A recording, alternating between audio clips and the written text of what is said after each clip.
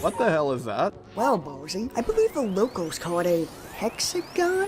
Not sure if I'm pronouncing that correctly. I'll have to check back with you. F off. And the sky is bleeding. And they're really working for that M rating. Oh my god, what's going on? They're really working for that M rating. Don't worry, baby. I'll protect you. If you know, you know. If you know, you know. Oh, it's a person. Ladies and gentlemen, I am Kayaba Akihiko, head programmer. Welcome to the unparalleled online experience that is Sword Art Online. Hello, people. Kind of talking here. Focus. Okay, yeah, I'm just gonna go ahead and disable general chat here. Do you think he realizes he just muted himself? Give it a minute.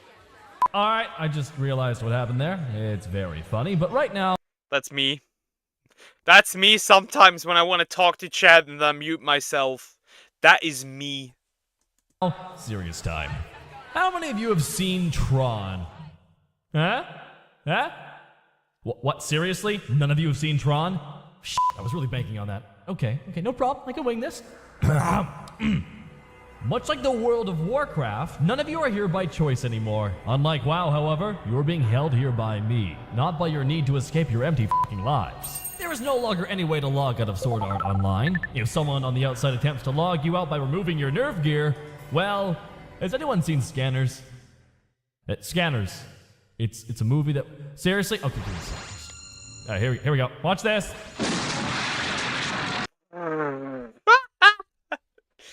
I don't think it was explained quite as brutal as it is here, but yeah, okay. I think that brings the point across.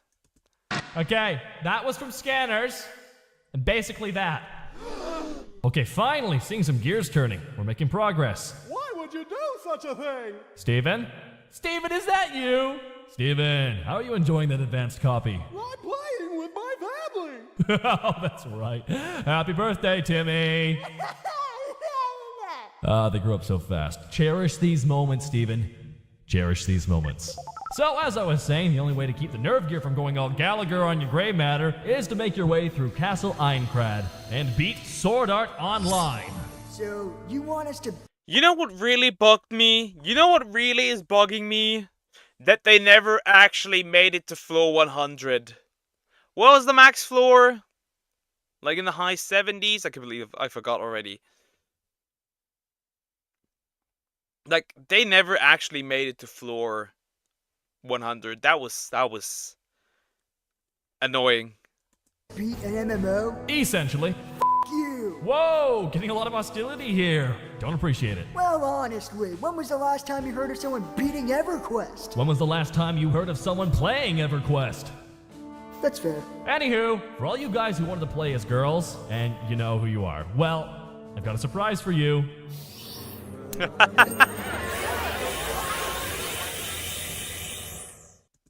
That would have definitely been me, because I love sometimes playing as the female. Because here and there,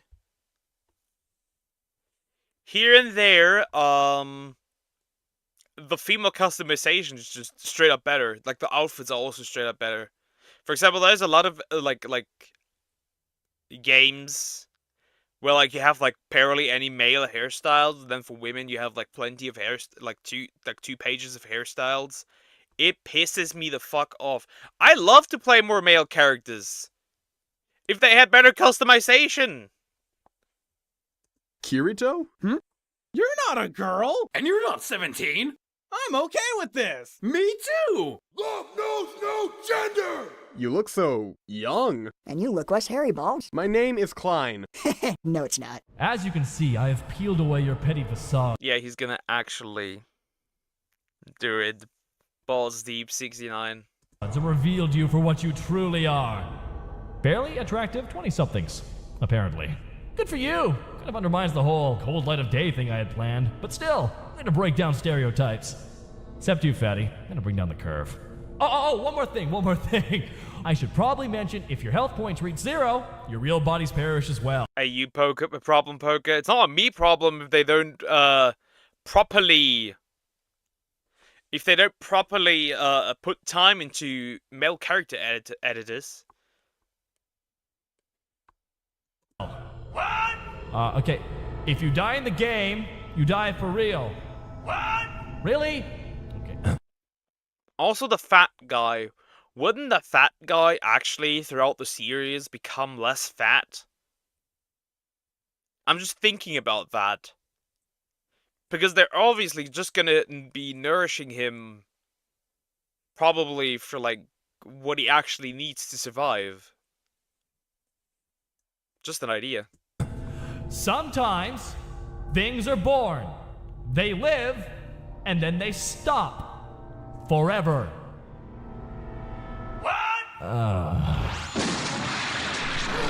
Maybe they're just... Yeah, they're all visual learners. Death equals death, pretty much.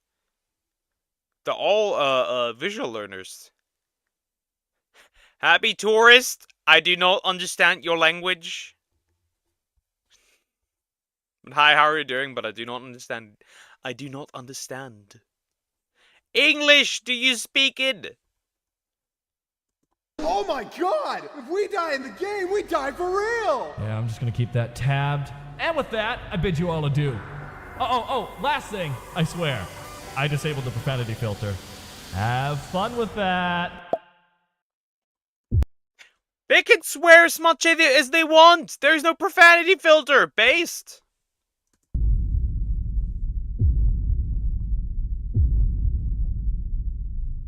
We're fucked! Bossy, I'm heading to the next town, and I need your help. Really? You need my help? Yeah, there's a mini-boss on the way, and I need some cannon fodder. You in or out? As tempting as that sounds, I really should stick with my friends back there. They're about as skilled as I am, so I figure we have a better chance of surviving if we stick together. Well, monkeys and typewriters. In any case, you may be the most Monkeys and typewriters, good god. unbearable asshole I've ever met, but you are really good at this game. We could use you in our group. What do you say? You can meet my friends, we'll form a guild, and have all these adventures. It'll be great! Bro ran! Bro ran! Bro actually ran. Is this your video? No. Well, screw you too! Think you're too good to join my guild? Think you're all cool because you know how to kill a boar? Call me an asshole!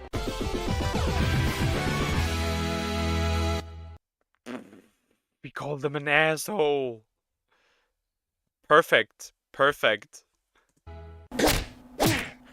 Still beating him up!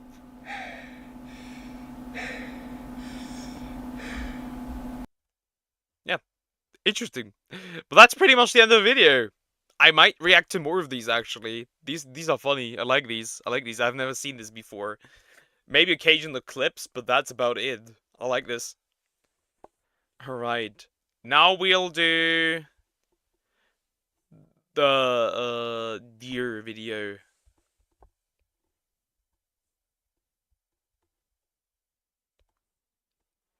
But I need to look for the video real quick. Guamgo.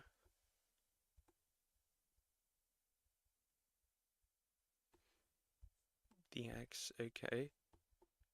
Or XD? Was it XD? I don't know. Need to look that up. It's my turn, and after that it's deer. Fine, and then we'll do yours first, and then deers. Fine. Now you should Dragon Ball Abridged instead. I mean, we can do that as well. That's no point, actually, because first of all, I've seen the entirety of Dragon Ball Abridged. There's no point. We'll do Zoom's video instead first, and then deers. From having... I think. Because Deer already had his chance a couple times and he messed up.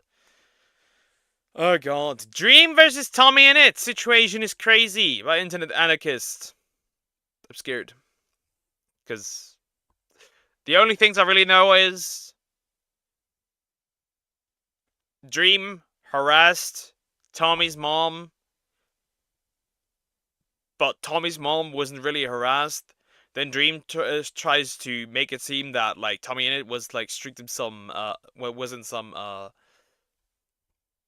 like investigation by CoffeeZilla. It is just really a muddy situation. Let's just get into it. From having the fastest growing channel on YouTube at one point, to kickstarting one of the most— And then bro showing his face. Ugly face.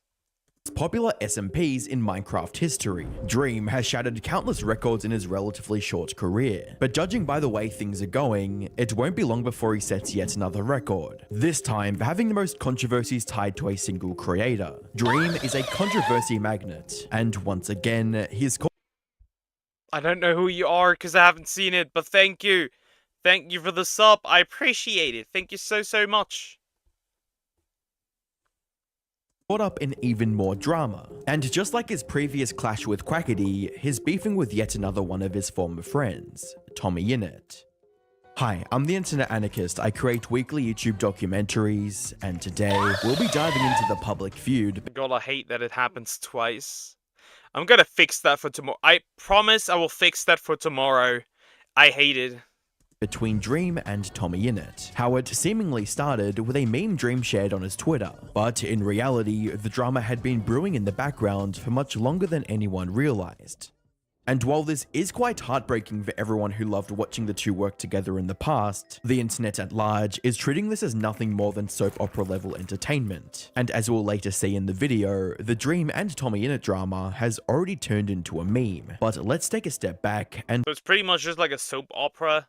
Let's see who wins, Gumball or him. Yeah, wasn't like their entire situation with like the voice actor for Gumball? Oh no. Yeah, Dream again, yes.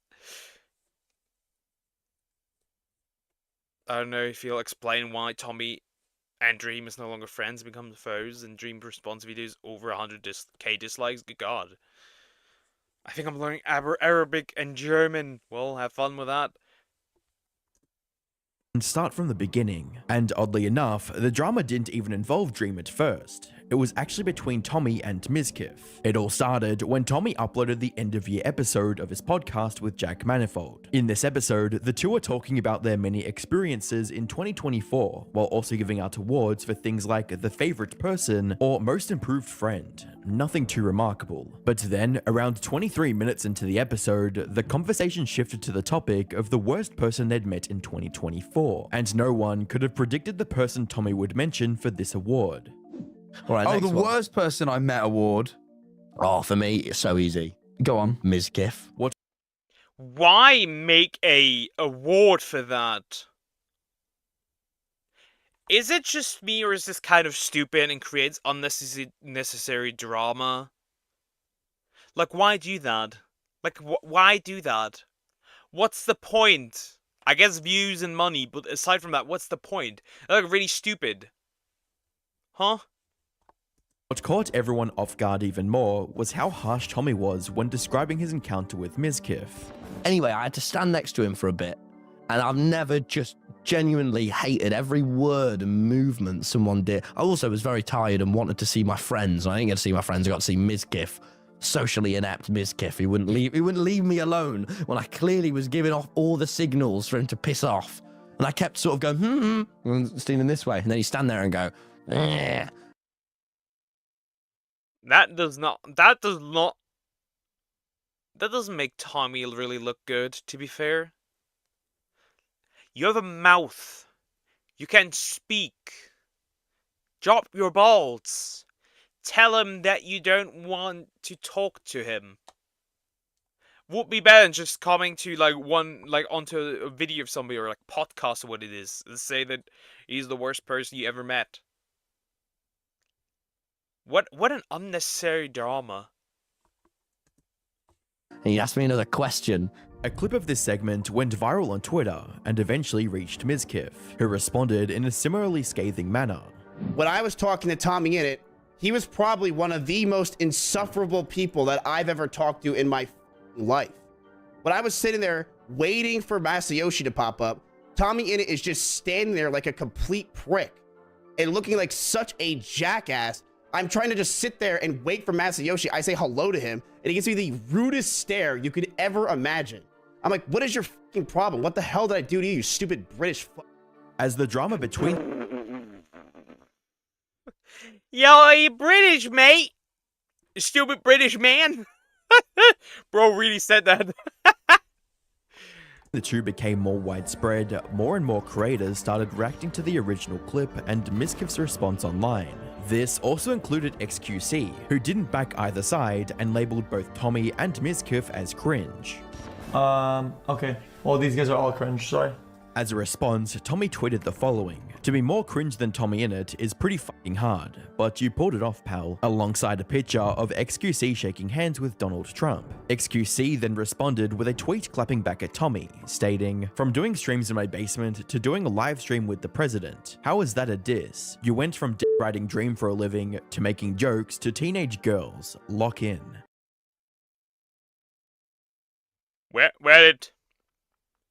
Where did that come from? What does he mean, teenage girls? I'm scared. But I mean, hey, from streaming to your from your basement to doing a live stream with the president, is that really cringe? Can we consider this cringe? I mean, that's kind of impressive, regardless. That's when Dream stepped into the spotlight and ignited yet another controversy with a single tweet. He replied to XQC's post with a now deleted meme showing the two potential futures for former Dream SMP stans, which included growing up or becoming a retarded Tommy Innit fan. It's unclear if he... Still a wild meme to post. I do not condone this type of behavior, but I understand. First time I agreed with XQC. Do you already feel dirty? Do you feel like you need to take a shower already? He tweeted this without much thought, or if he genuinely believed it was a good response to the situation, but a series of comments on his subreddit perfectly summarized the dilemma, with the first comment reading, "What possessed him to tweet that?" as well as, "It literally did not need his involvement, much less this involvement. I'm flabbergasted." Regardless of his intentions, however, the internet... So there's this pool of toxicity and cringeness. And Dream just walks by, looks at it, and says, "Yeah, I'm gonna jump in. I'm gonna take a dip." So bro was originally, now I have more context, bro was originally not even involved. Not even a little bit. And then he said, "Yeah, let's do it." Its response to this was overwhelmingly negative. Even those who didn't care much about his use of the R-word jumped onto the opportunity to clown on Dream, just for the fun of it. That's... I'll be real, I don't care if you call somebody a retard, I don't care. I don't care. As I feel the filth and the speed. I'll be completely honest, I don't care all that much. If you wanna... At least only call them it if they actually deserve it. If they actually deserve it, then I don't care. Like, I had somebody... Like, remember the Finnish guy? That was a retard. Said, if left alone, this controversy would have vanished from the internet in a couple of days. But before that could happen, Tommy decided to go nuclear and uploaded an entire video on the topic simply titled Dream. He opened the video by addressing the elephant in the room. Basically, if you're one of my subscribers, Dream has called you a slur. Before going into more detail about why Dream's use of the R-word is problematic. His audience fully agreed with this response, with a commenter stating, "As a disabled person myself, specifically autism, it hurts so effing much to have people call me and others the R-slur. It's so effed up, and it makes me really happy to have a..." I don't care. You know why? I've been called. I've been called by a person in a literal wheelchair a retard. Nothing can shock me anymore. Nothing. Evil Career 2 trailer dropped. Yeah, I've seen it. After 5,000 years. content creator there's a big part of my life and I look up to, stand up to speak about it. I love that you aren't shying away from it. You were calling him out for this because it's really not okay. Thank you, Tommy. More importantly, Dream's own fans were also in complete agreement with Tommy, especially since Dream had spoken out against the use of the word retard in previous tweets, reading, "I don't personally support using the word retard. I feel enough people find it offensive that if you're a content creator, you should phase it out of your vocabulary." This made him look like the biggest hypocrite, someone who— Nah. If you want to say it, say it. Though probably, since a lot of your community is probably children, you should probably delete it from your vocabulary in general. Because you're surrounded by kids, which obviously then it's different. who used the word to virtual signal to others, but when he wanted to insult the intelligence of someone else's fanbase, this was the only word that came to mind. That being said, this wasn't the only thing Tommy wanted to talk about in his video. He came in loaded and started accusing Dream and his friends of various other offenses, like talking about his time in the Dream SMP and how Dream made him feel inferior after giving him some YouTube advice. 4 years ago, you were awful to me. When I was 16, you gave me YouTube advice, and you held that over my head for years. You didn't treat me like an equal, and you made me feel— Yeah, I hate that. You help a person, you get helped by a person once, and now they constantly use it to blackmail you into helping them. I hate it. I hate it. I would only care if the person that used it actually is meaning to insult a disabled person for being disabled. Yeah, stuff like that, yeah. Yeah, I agree. Stuff like that makes sense. Because then you're actually targeting somebody who because of that reason, right? That makes sense. feel small. Tommy called him out for being an alleged sexist who allegedly badmouths women behind the scenes. And you and your friends' references and the way you talk about women behind the scenes has been so sexist too. Shame on you guys. He also mentioned the time that Dream allegedly harassed his mother while she was going through a divorce. You harassed my mum. And like the problem is like with the talking behind, like being like sexist behind the screens is like, or behind the scenes is like, do you have proof for that? She was going through a divorce, the worst time of her life. You tried to harm the relationship between me and my mum. So you're saying she's a single mom? I should have not. Nah, I'm sorry. And if we weren't best friends, with the shit that you were saying, you probably could have really harmed that, mate. You are like a proper movie villain. And while he didn't offer any context to support this accusation, the proof is out there, and we'll dive into this a bit later. Now, given Tommy's prior reputation as an obnoxiously loud Minecraft streamer, many assumed that his response to Dream would be full of angry shouting, but instead, most viewers considered his video to be mature and relatively level-headed when considering the prior content he got famous of. However, he would enter the video in a way which was relatively cringe by preaching to Dream to get off the internet and go to therapy. I really hope you're not a genuine bad person with a bad heart. But mate, you need to get off the internet now. Go and get some therapy. Spend some time around your loved ones. Go on a walk. Look after yourself. You being an arsehole right now doesn't mean you will be one forever. However, this still raises an important question. Why now? Why did Tommy suddenly go into so much detail about Dream's past wrongdoings when the issue was initially just about his use of— And why didn't he provide any proof? Like, I always hate when like these big creators like go out and make like these videos, right? But they are never able to show any proof. Like, give me something that like proves that this person is the person that you say they are.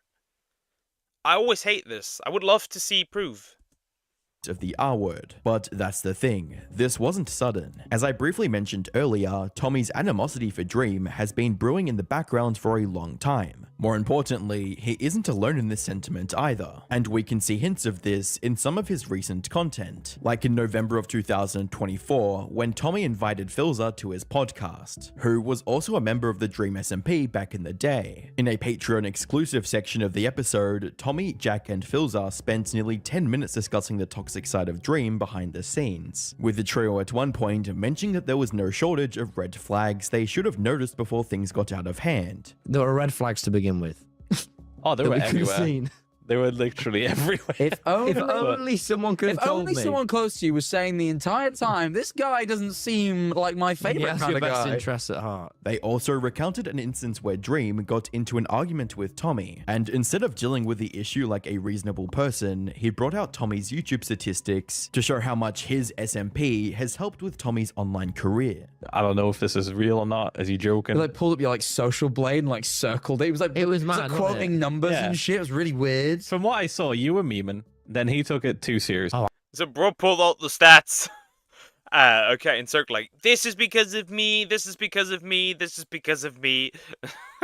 Interesting. I would never speak to a 16-year-old. Yeah, imagine like a child came up to you, like made a little joke, and you were like, "I made you. Look at all these numbers. Here's where I got involved." What a prick, man. It's like, yeah, it is weird. I hate him. No, I seriously hate him. I'll just say it. I fucking hate the guy. Yeah, get off your chest, man. You know, it's been years. It's been years. I'll just say it. I fucking hate him. I always have. In other words, Tommy had plenty to say about Dream already, and this tweet just became the trigger for him to air out the dirty laundry. Which brings us to Dream's somewhat lackluster response to the whole controversy, starting from the first statement he posted soon after receiving backlash for his tweet. After deleting his tweet, Dream went onto his sub. Also, I have to say that once again, if you say these things, just have proof. If you don't have proof, don't say it, because how are you supposed to, like, how are people supposed to believe you if you don't show any proof? Okay, I could see you added my new suggestion to the playlist already. Yes. Reddit and posted a comment attempting to explain his reasoning for using the R word, which essentially boiled down to, if others get away with saying it, then why can't he? He commented, genuinely still confused on what the quote rules are. Honestly, not trying to be obtuse. Multiple people go viral calling me the R word, and everyone explains that it's okay because they're neurodivergent. So then I see a meme that uses it and post it and get absolutely throttled for it. Obviously, it's the internet being disingenuous, but that doesn't completely invalidate anyone that might be upset by it. Most of the people calling me ableist for using it are the same people that lit off fireworks when Nicholas Cantu was the slur-slinging slasher, including Tommy's closest friends. It's either okay or it's not okay. The double standards are infuriating. He then went on to talk about how he has an issue with Tommy being the quote, internet plebe. It's okay as long as it is meant as a genuine insult towards people that are disabled or have any mental health issues.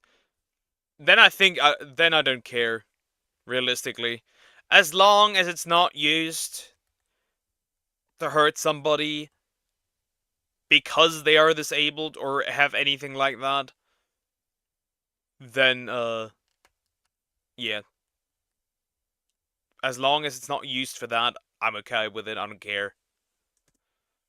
Even though he's willingly keeping Toxic Dream SMP fans around to boost his own success. And as you might imagine, this was not received well by anyone. Tommy's mother also responded to this in a tweet reading, couldn't be asked getting involved, there's no She kinda bad though. Ambiguity about using the R slur. Then I saw the bit about being autistic, which really f***ed me off. Being autistic and being an ableist prick are two completely different things. Pause. I just want to show you one thing that helped make my channel and my videos possible. It's an app called Notion, which I've personally used and paid for over 3 years. So when they reached out to sponsor today's video, I was super excited to work with them. Notion is an all-in-one app that allows you to essentially organize your life, your thoughts, your business, and your hobbies all in one space. I personally use Notion every day for writing my scripts, scheduling uploads, meetings, and planning my travels. What makes Notion great is that it's I think that's the first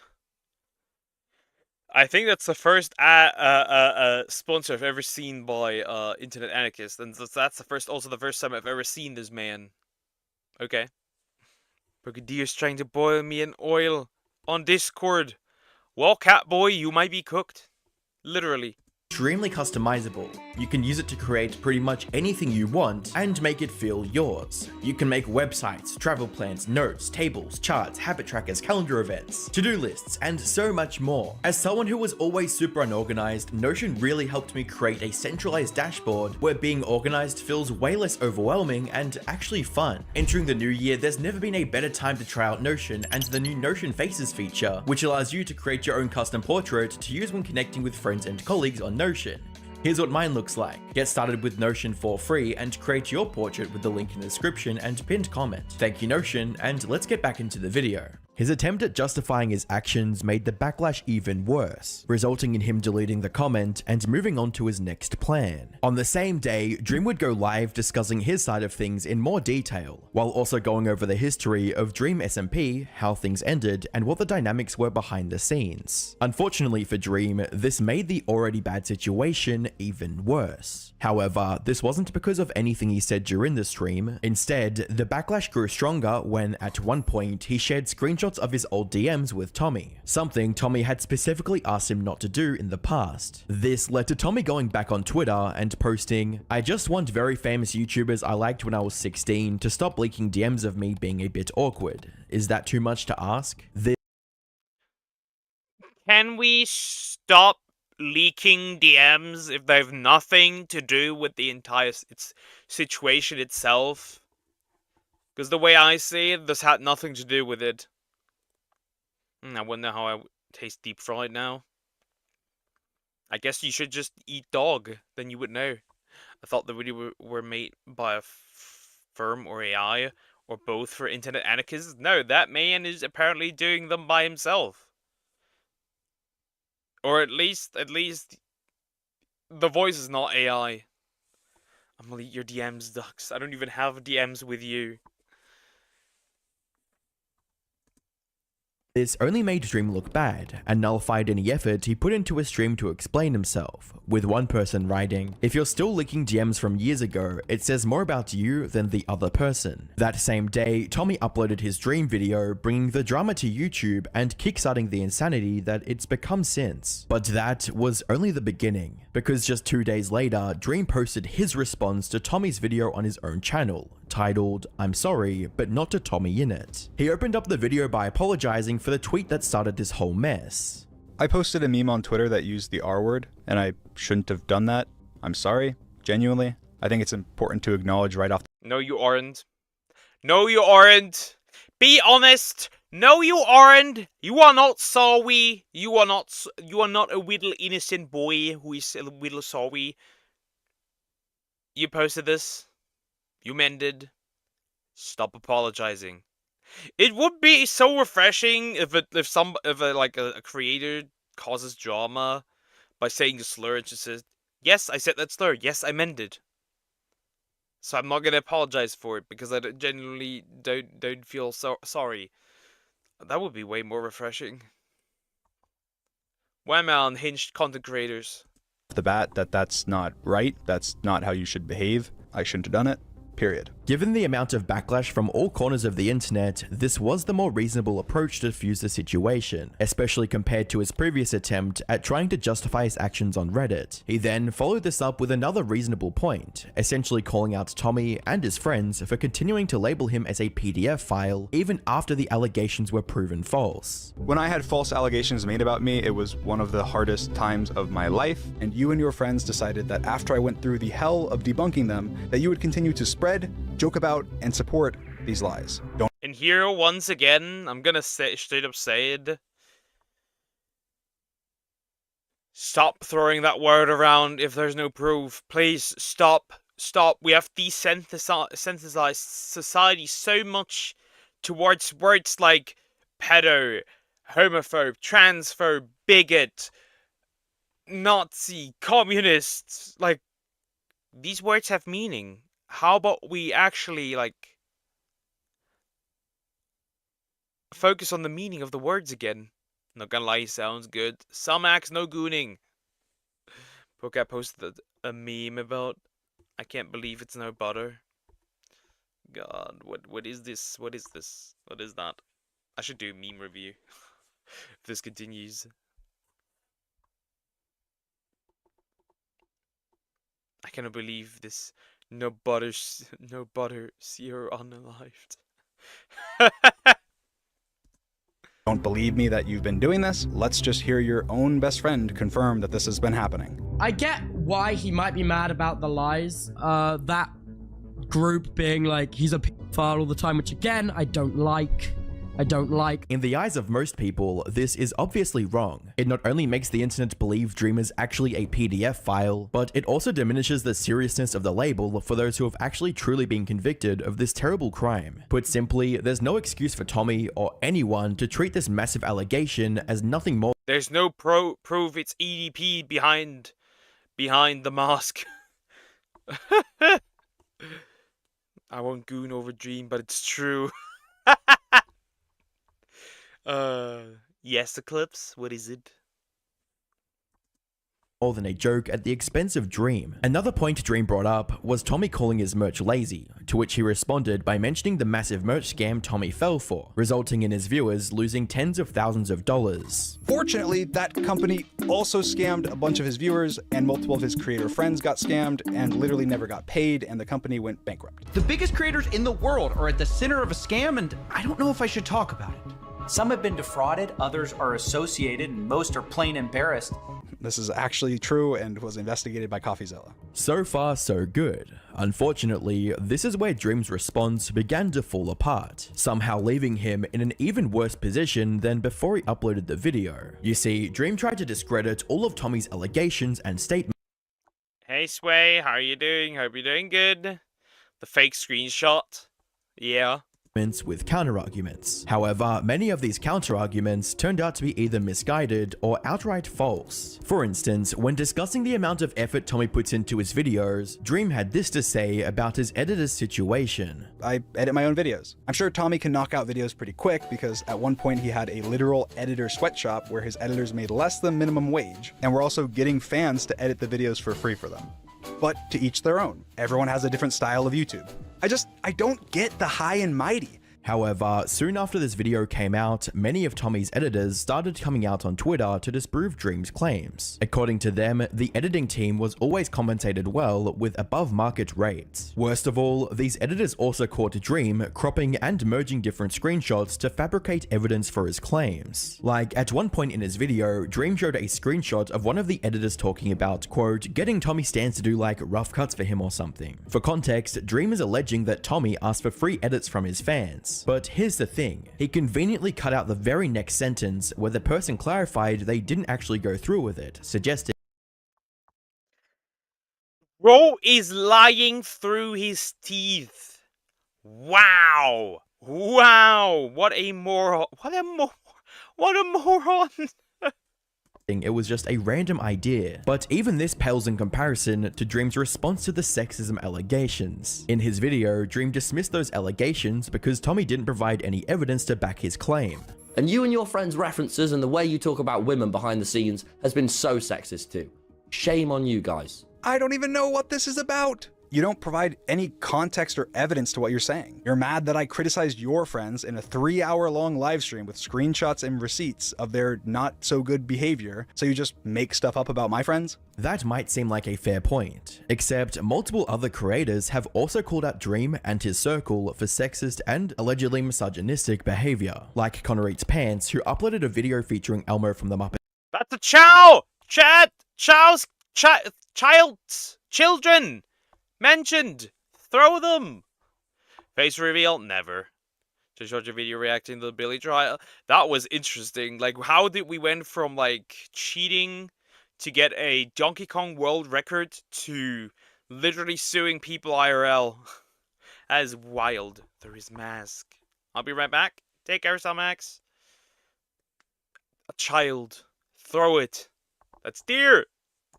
Its TV show, and when the discussion turned towards Dream, this is what he had to say. I don't really want to get into it, Elmo. I mean, I guess like the best way I could put like imagine if like Big Bird like was just like not chill sometimes and like wasn't really like a good friend and like sometimes like Emma does not have to imagine. I totally understand. Yeah, is Big Bird sometimes rude to girls? Yeah, no, Big Bird's always rude to women on set. Yeah, basically that was it. But bygones be bygones, water under the bridge, you know, moving on. More recently, Ludwig also talked about why he didn't do a video covering Dream's The Truth video, and his reason was that Dream called one of his friends a whore. But the real reason I didn't want to do it is what he brought up. You know, he called one of my friends a whore. And even though these accounts aren't definitive proof, I mean, okay. Like, the amount of times I've been called an F word. Or worse. Like, okay, great, wow. Wonderful. I don't think calling somebody a whore makes them specifically, what's the word? Sexist. Or in take your meds. You can't make me! You can't make me! The government can't make me! My parents can't make me! My friends can't make me! My dog can't make me! Nobody can. Even I myself can't. Child needs its yeeting. Throw the kid at the mountain. They still hint at a potentially dark reality behind Dream's on-camera persona. Lastly, Dream also tried to disprove Tommy's claims that he harassed Tommy's mother while she was going through a divorce. For some context, back in The thing with the sexism is that, once again, it is not on Dream to disprove that he is sexist. That he isn't that he is sexist. Or isn't. It's on Tommy and everyone else accusing him of proving that he is. It's always important to realize that it is the one who makes allegations need to prove that these allegations are true.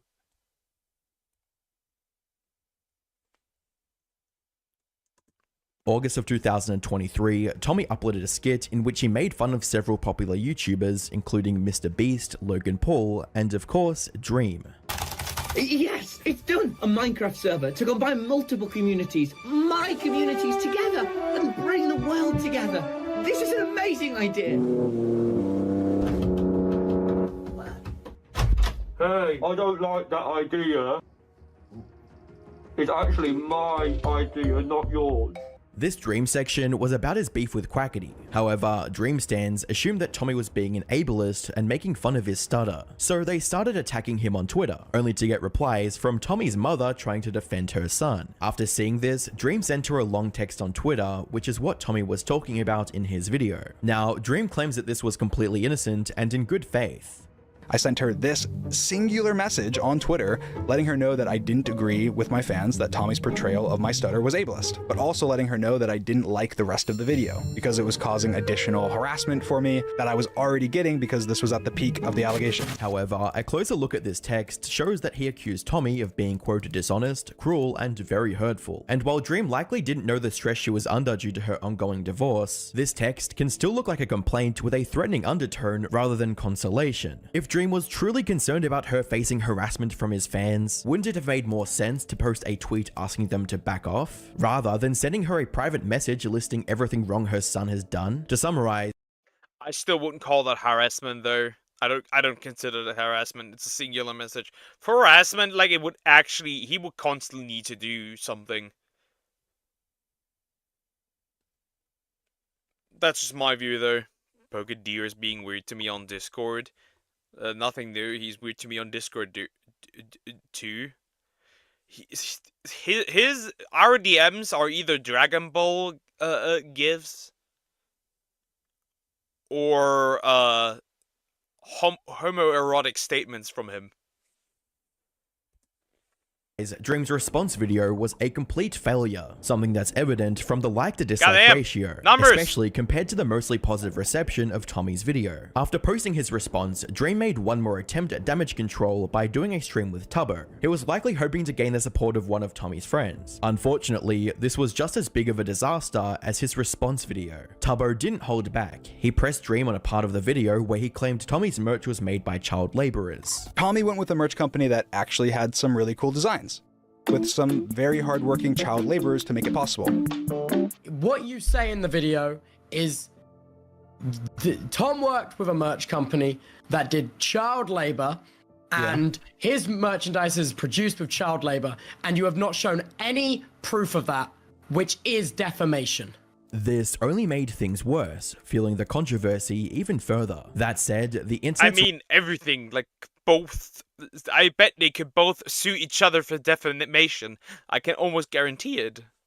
reaction to this entire drama has been interesting to say the least. People on the internet have split into two distinct camps. First of which is the side that's taking this very seriously. They're treating it like any other YouTube controversy and are fussing over every detail to find the truth. And while there is some support for Dream, especially in places like his own subreddit, the vast majority of people are backing Tommy in this feud, or at least that was the case until Tommy shattered all that support with a single bad decision. As I was writing this video, he uploaded a new episode of his podcast with Jack, titled An Eventful Week, clearly hinting at his ongoing clash with Dream. Tens of thousands of fans immediately clicked onto the video to get the latest update, only to be disappointed beyond belief. Tommy deliberately removed his actual discussion of the drama from the YouTube upload, only to lock it behind a paywall on Patreon. And this made some more people angry at Tommy. Oh, is he now farming it for money? By putting it on Patreon? What a stupid move! I do love some homoerotic statements, if I say so myself. I have always been watching, waiting, seeing. What else? Tommy than every Dream response combined, with one tweet writing, "Tommy in it is the biggest scumbag in existence. People click on your free podcast episode as you clickbait them into thinking you're speaking about Dream. Then to not talk about Dream, but instead tell people that if they want to hear about that, they have to go to your Patreon." Then there's the second camp, which includes people who are simply exhausted by the endless Minecraft YouTuber drama cycle, with comments like, "Massive news for the unemployed," poking fun at the absurdity of it all. For them, this beef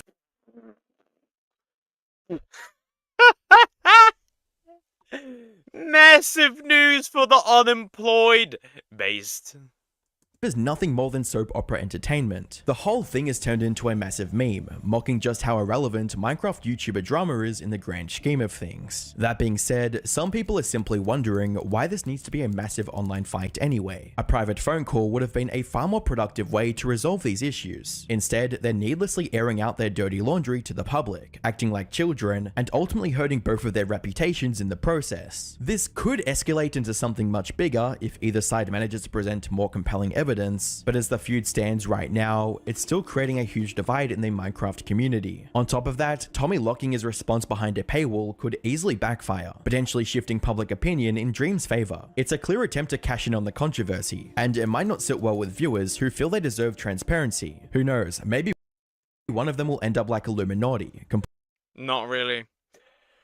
That's the end of the video. For me, this looks like a homeless man calls another homeless man broke. That's what it looks like to me. I don't know, this is really just weird. No side can definitely show evidence. One side gets disproved. It's like, who is this drama for? I think it's just a money farm at that point. Good God.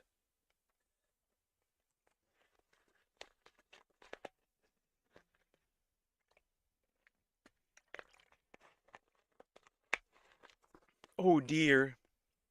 Truly, oh dear. We love deers around here. Well, time for... Wait, where did I not put my... Did I not put the... Ah, there it is. The video that I was supposed to react to. Yeah, I have it. The video Deer sent me. Another Roblox drama. Worst Roblox drama. Why is there so much drama on for Minecraft and Roblox? Like, are you just prone to having drama? What is this? Stop this.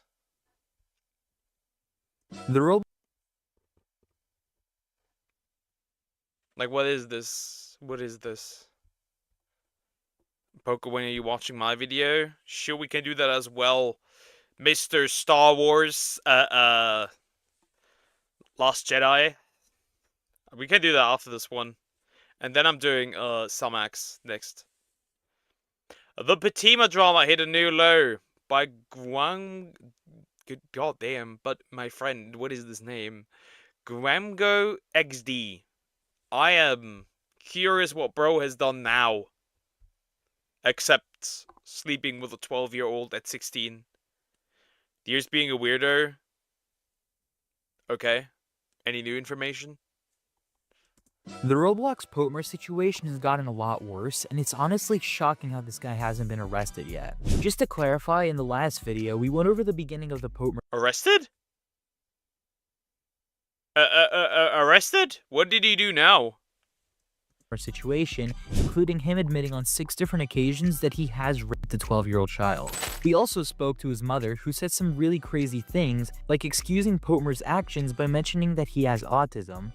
When he gets cornered, I don't know if I will call it grape. I think that's a bit far, because they're both minors.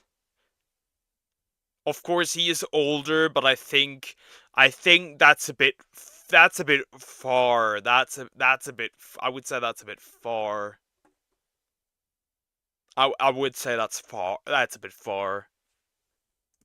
he does not know what to say. He does not know how to react. He has a very slow processing speed when it comes to speech, writing, and reading. Or outright stating that she doesn't care about the context of what her son did. Do you know how many teenage boys I knew when I was a teenager that would say, oh yeah, I hit that, and they didn't?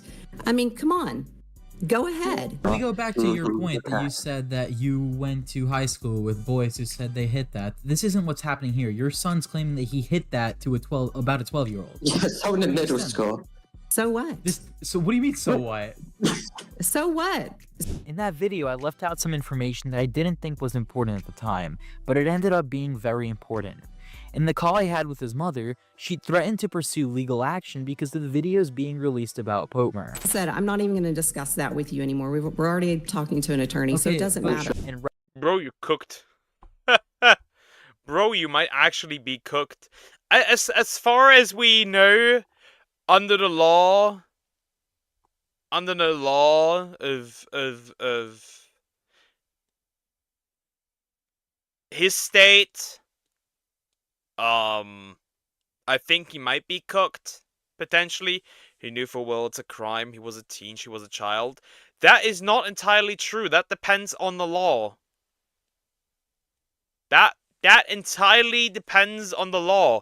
For the state he specifically lives in, there's a potential that what he did was a crime. For other states, that might not be the case. So no, you might not actually not be aware that it was a crime. No, it wasn't the one I wouldn't you to see. It was the other one I just sent now about crocodiles. Half an hour about big crocodiles. Good God, man. Okay, show my girlfriend on Discord. Where he lives is a 3rd-degree felony. Yeah, where he lives, it's a 3rd-degree felony. The problem is, I don't even think he knows that. He knew that. I don't think he knew that. So yeah, he's currently being investigated. Okay. Right now, she's starting to act on that. Well, sorta. You see, in the last video, in addition to showing the clips of my conversation with Potmer's mother, I also went over some footage that was found of Potmer talking to his real-life friend, where Potmer openly admitted to having sex with a 12-year-old when he was 16. So, at this point, you might be wondering, what exactly is going on now? Well, Potmer and his mother have come up with a new strategy, and that strategy is to silence anyone who could expose them. Recently, Potmer's mother specifically went after someone named Puss. If you don't know who Puss is, he's the so-called friend of Potmer from that video. And now, his mother has threatened him, claiming she's using her contacts with the principal of Potmer's school to get him expelled. On my last video about Well, that's scummy. That's scummy.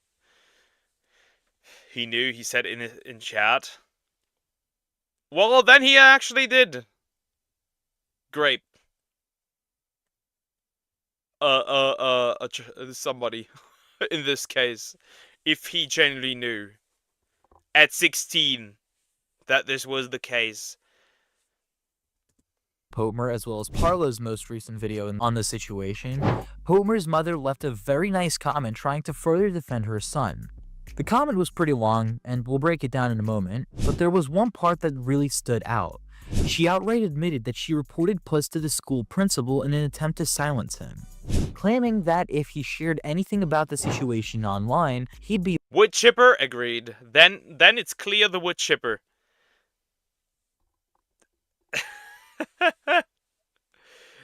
Then it's clear the wood chipper. At this point, I'm at like a point where I'm saying just ban sex for everyone under the age of 18. Just ban it straight up. No PP and VV privilege under the age of 18. He violating the school's internet policy and could get expelled, completely crushing his dream of becoming a police officer. This pressure eventually led to Puss having a public breakdown as he was afraid that posting a video exposing Potmer would put him at serious risk of facing consequences at school. The point is, bro, no matter what, this kid is so petty. You don't know this person IRL like I do, bro. Okay, you don't know him IRL and I do. Hang on. Go ahead and mute for a moment. Just clear yourself up. Bro is crying. Yeah, bro is crying. You got murdered. Of course, that is scary. That is actually scary. That mom also chooses violence. Get some water, okay? Everyone in chat saying, am I crying, bro? You guys don't understand. A dream. I want to fulfill that, okay? I want to join something. I want to do something with my life. Puss, And you guys Puss, yo. Puss, breathe. Breathe. In addition to the details about Potmer's mother's alleged blackmail, Potmer's mother has admitted to mass reporting videos and accounts due to those exposing him. Recently, Parla had his Discord account terminated due to these reports, along with several of his moderators who were temporarily suspended. Furthermore, videos related to the situation, including one from Submotions, which did not violate any guidelines, have been removed. Another part of Potmer's mom's response that stood out to me was how she tried to excuse his behavior by blaming it on his autism. Like that somehow explains. Not again! Not again! Puss is only 16, just like Potmer, but now Puss is going crazy on his YouTube. Okay, that's good, that's good. Like working a lot on his YouTube, I think you mean, not actually going like nuts. Stop putting stupidity on illnesses! Don't! Oh, he has autism. So? That doesn't excuse anything. Stop it! Mac, welcome back, Sumax. No, like, he's going nuts. Oh no! Puss. Not in that way! Not in that... Autism does not excuse you being an asshole. Well, apparently, people like to use it that way. Oh my god. Oh no. I have depression. Well, time to eliminate entire middle school. Damn, everyone has autism nowadays. True. either. I mean, a lot of people out there might actually are self-diagnosed, right? A lot of people are out there that are self-diagnosed. That there's no denying that. The TikTok fakers.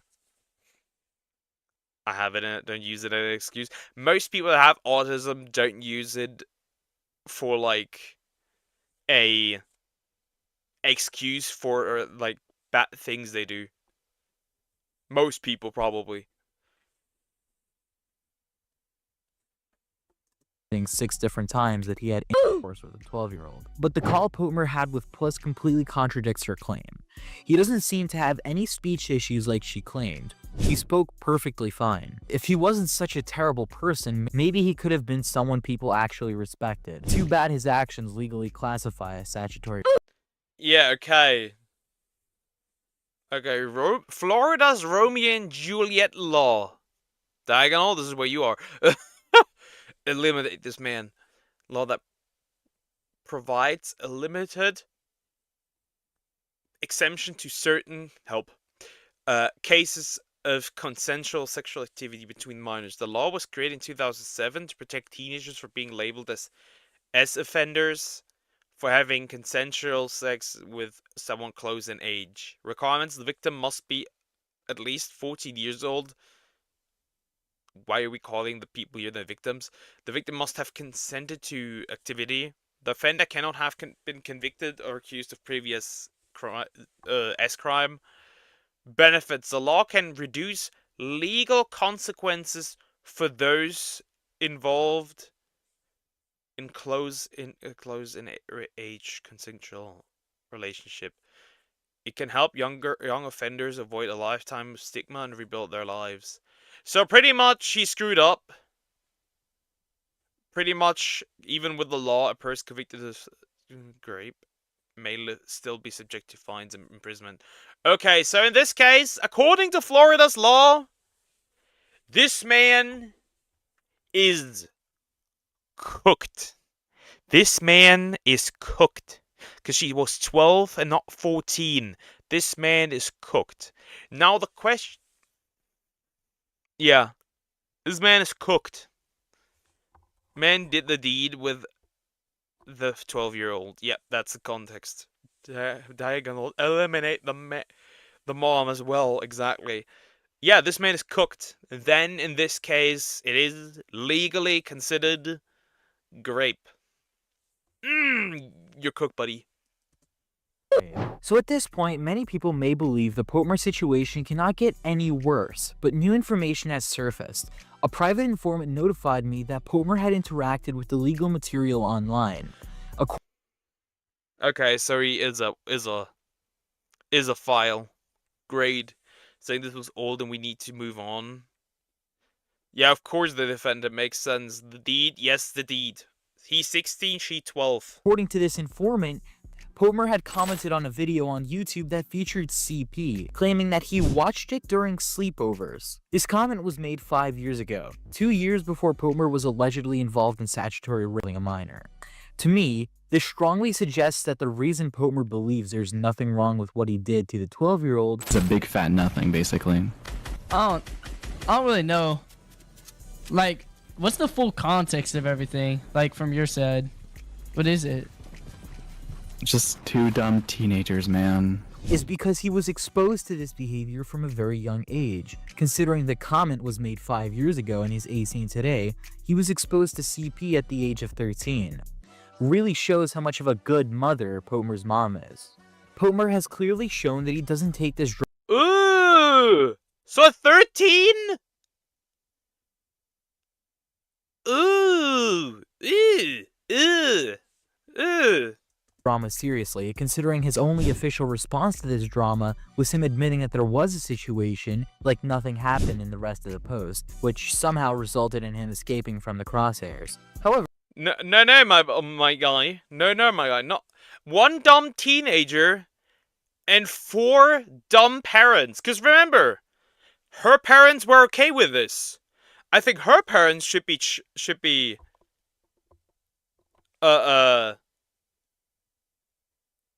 her parents should be charged for it as well. Ducky's made a file. I think Nataku calls it. Why do all these men sound good but are bums IRL? Did someone get wrong that stepped away from it? No, she didn't. Wolves in sheep's clothing. I think his parents should get charged and her parents should get charged as well, I'll be completely honest. However, there is new evidence that the victim is being forced to change the story for the sake of her parents.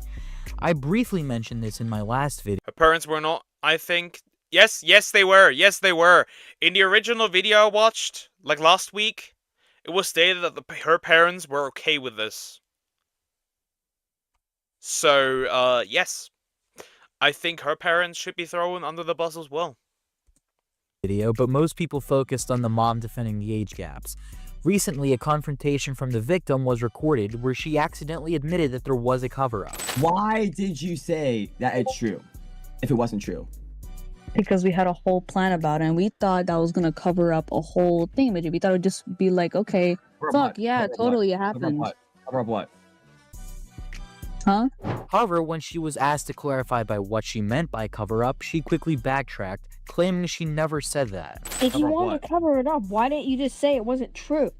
That's the problem. He didn't want us to say No. You just said, already just said it. that your entire reason was to cover something up. What was it what you're trying to cover up? Oh, no, I wasn't saying covering up. Yes, I have the recording. Yes, you did. I also want to reference a moment from... Anyways, wood chipper for the guy. Agreed. slip up, I guess. Wood chipper! Yay! From my conversation with the mothers where they insisted that they would never lie for their child. I mean, what I understand is that you guys would be in trouble legally if this happened to be true. How is it gonna be true when we're telling you that it's not true? Okay, I don't know. Parents tend to lie for their kids to defend them. Your parents lie for you? Does your parents lie for you? Do you know that? Because I never seen a parent lying for the kids when it comes to stuff like this. I have. This is disgusting. I've Is seen it disgusting. numerous times. What do your parents do disgusting stuff A like that? known But no. pedophile, Because you know sorry, what? not We pedophile, have a known class, we predator have on this manners, platform, David and we have Robinson, values. had his, Parents had own his that you probably 70-year-old don't mother even know. lie for him to the FBI. There's also another moment I like to mention from the call I had with Potmer's mom. The mother was initially writing The mother has a... The mother is special. They are mad. The mother is very special defending this. I guess she doesn't want her boy to be a predator. But you raised that thing. You raised that thing. You didn't watch that thing closely. You're okay with the age gap. Whoopsie doopsie. No one except the mother has... The mom has autism. That doesn't matter. That doesn't excuse it. Parents protect their children all the time. What? I mean, yes. Yes, that should be the case, not if they do something bad, but generally that should be the case. And in this case, she didn't protect him originally, because he came in contact with child diddler stuff at like 13, so there's that. So, Pugga, what do you think of my GF? Wonderful. Wonderful. Perfect. She's perfect for you, buddy. She knew full well what Pokemon did way before it. Probably. Probably not. Even 1917 is weird. I don't think so. 1917, I don't care. I'll be real. I don't care. I don't care. It's a 2-year age gap. They're mentally barely not different whatsoever. I don't care. response on Potmer's behalf for us. At that point, we didn't really know it was his mom, but she was writing for so long and wrote so little. Remember the guy who went on the Tinder date with an 18-year-old at 22? And she was 18 and he got beaten up? Like, what is it with Zoomers acting like 4-year age difference for legal consent in adults is already file behavior? Like, what the heck? Like, yeah, 1970 isn't that bad. Am I crazy? No, it isn't. Nobody cares. Just people online make it weird. Which kind of ended up backfiring later on when we called them. Considering the whole point that she was trying to make was that they were supervised, however, in her statement, she mentioned that they did have some time alone. I'm going to quote Potmer's mother, as she said herself in this call, she said it herself that she wrote this, not Potmer himself, she wrote this. And I quote, "We were only in the bathroom for like a second because our moms were following us around." A second is obviously an exaggeration. The way he used his word, that's not my problem. But what I'm telling you right now, I had to go to the bathroom with my daughter. Both mothers had contradicting stories, so obviously they were lying. See? The mothers were aware. The moms were aware, and they were both lying. See what I said earlier? The parents should definitely get their ass handed to them as well. I mean, it's a very fine line with 1917. I don't care. I'll be completely real. I don't care. That is there is barely any difference in maturity. Barely. Really just barely. If any at all, actually. Moms for the streets? Yeah. Because consider this. VTuber for the moms. Like, if we make it that, then let's just straight up say people that are 18, over the age of 18, can also not date 17-year-olds. Which by that point, we're in a very weird spot. I don't agree. It seems fine. They met in school, probably. Yeah, they met in school. If it's 1917, they probably met in school. So yeah, I don't agree with that. I don't agree. I don't care. That's totally fine in my opinion. There's no denying it now. Popemer's mom and the victim's mom have been controlling what Popemer and the victim can say to avoid getting in trouble for not properly watching their kids. Now here's a message to the parents. Not only do we have proof that you forced the victim to change her story, not only do we have proof that you threatened the key witness in this situation, not only do we have proof that Popemer was interacting with CP when he was 13, but now it's crystal clear that you're the kind of person that will do anything to cover up your own mistakes. You'll twist the truth, silence people. But I'm 30, so 21 is the youngest for me. Sure, if that's the youngest you want to go for, then that's the youngest you want to go for. Like for me, the youngest I'm going for is 19, and then my 24th birthday is gonna be 20. Of course, if like there's like a woman who's like really really great and she's like 19 years old, heck, I don't care. Fine. Tell that to my friend. His GF is 18, about to turn 17, and he's 18. That's fine. They are okay too. That's fine. Try the Blood Eagle for the mom. Something from history. Don't look it up. It's very bloody. I'm aware. I'm aware. I watch Vikings, so I'm aware. Watch the boiled one. Hi, Oditari. I unfortunately know that one already. 19. I'm 32, by the way. Wait, you're 32? Damn, you're ancient. And protect someone who should be held accountable. And here's the kicker. Multiple police reports have already been filed with the McKinney Police Department, and now they have all the evidence needed to start a real investigation. Since you keep claiming there hasn't been an investigation, well, now there is. If Popemer's school knew about what he did, they're legally required to file their own police report too. So now you and your son are facing multiple investigations. Good luck. Bro is officially cooked under Florida law. That man is cooked. Nothing more to say here. That man is actually cooked.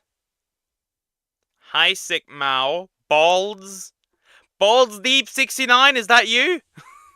Hi, how are you doing? Hope you're doing good. Oh man, balls are okay. Chat, I'm taking another quick break. I will be right back.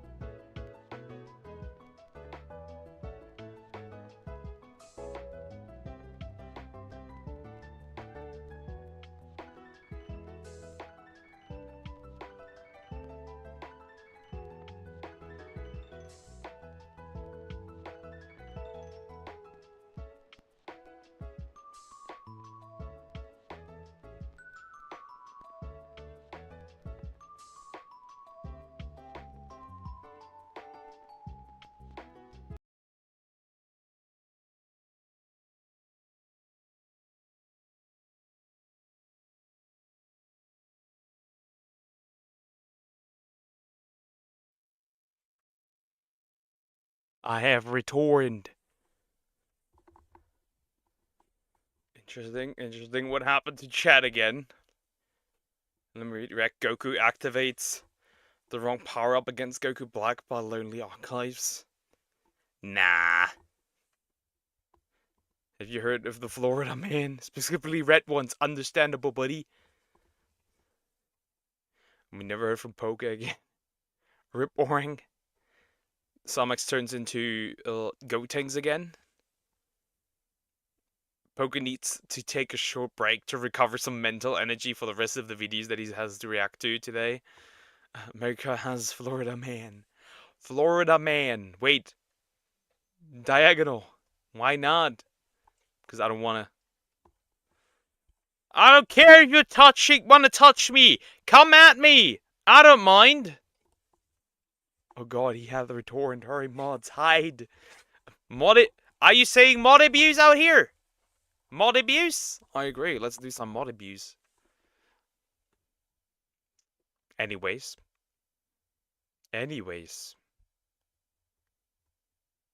We have Steve Irwin. He's gay. No, you are the only one who's making homoerotic comments towards me. Don't put your gayness onto me.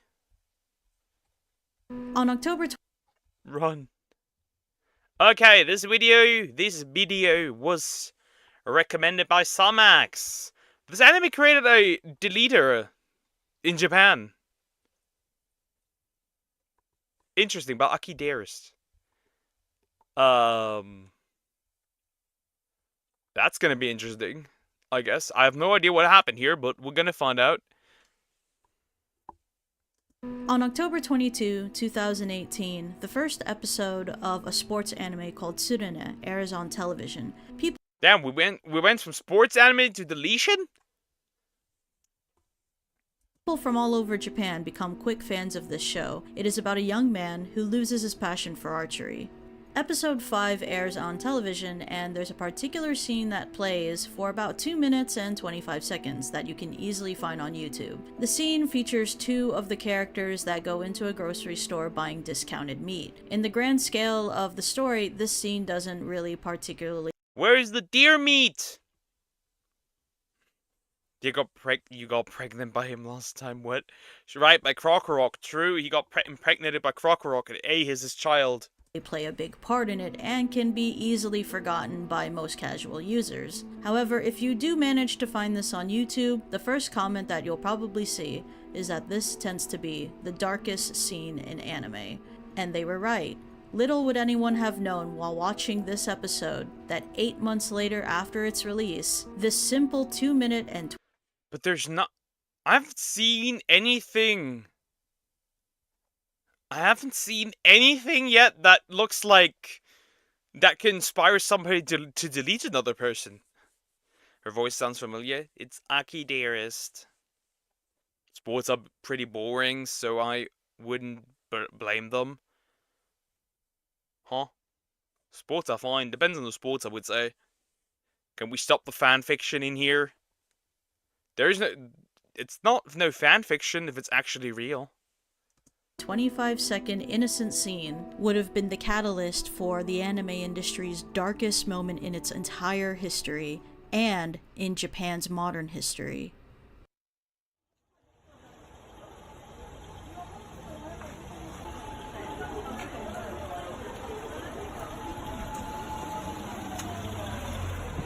A viewer of the show sets fire to the animation studio that created it. What the heck?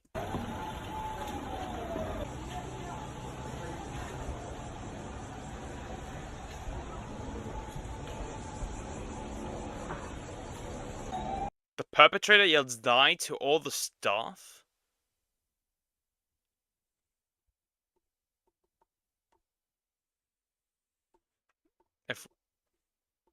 Okay, FWI.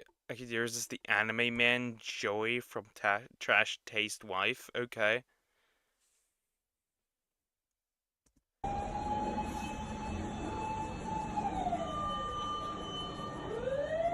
While pouring gasoline on them and lighting them on fire. What the heck? Oh, what happened? Whoa! Okay. Goddamn.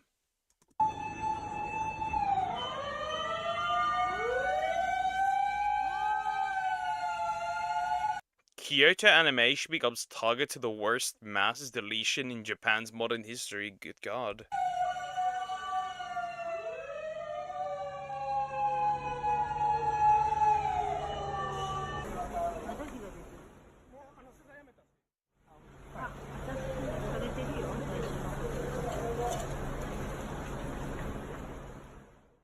Hey friends, Taki Dears, and today I wanted to discuss something about an event that I'm sure many of us remember from 2019 when a very famous animation studio... That went... Wait. I know this somewhere, this one in the middle. And this one on the... Isn't that the swimming anime?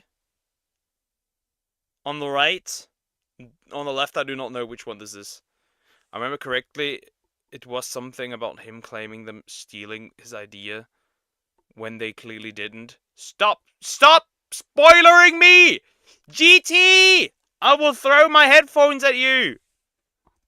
Kyoto Animation, which is responsible for many anime films and anime series that we all know and love, was unfortunately victims at the hands of a man named Shinji Alba, who was an arsonist that went into the studio, poured gasoline, and took the lives of... Free? Yeah, that could be it in this case. Arson is fine if it's your ex. Prove me wrong. Of over 36 of its staff members, making this one of, if not the worst mass murder in not only the anime industry, but in Japan's modern history. Now, again, this happened in 2019, and many of you may be wondering, why am I making a video about it so many years later? That is because as of January 2025, this year, this chapter has been officially closed due to some updates, and I figured that now that it's officially closed, that I explain some things that I was researching of the motivation behind the attack up to what was going on behind the scenes and some conversations that were going on between the arsonist and some people that were around the case. So let's just go into the very beginning with Shinji Alba and what drove him to do what he did. So Shinji Alba was a crazed otaku who was obsessed with anime, and he submitted a novel to a competition that is run by Kyoto Animation where they look for several people all around Japan to submit novels and to submit ideas that could potentially be part of their projects, whether it be anime series. Interesting. So you can submit ideas? I'll prove you wrong. It's a crime, hence you'll be jailed. Well, they only jail you if you get caught, right? This is why Kyoshi Animation got burned to the ground, apparently, so. Series or films, and according to Shinji Alba, he decided to submit his novel into this competition. Now, cut to, an anime comes out called Tsurune, and I personally have never seen this anime, but there's apparently a scene that is about 2 minutes and 25 seconds long where there are two characters at a grocery store buying discounted meat. Now, when I first saw this scene, to be honest, there's not really anything in this scene that stuck out to me. It's really just two kids that are buying discounted meat, and it's a very basic kind of conversation that doesn't last very long in the anime, and it's actually very forgettable. But unfortunately, the man Shinji Alba would disagree heavily. He was convinced that this specific scene was taken from his anime, which infuriated him so much that he wanted to take out his... So bro crashed out because of 2 minutes. Bro crashed out because of 2 minutes. Committed arson and burned multiple people. And an animation studio to the ground. That is special.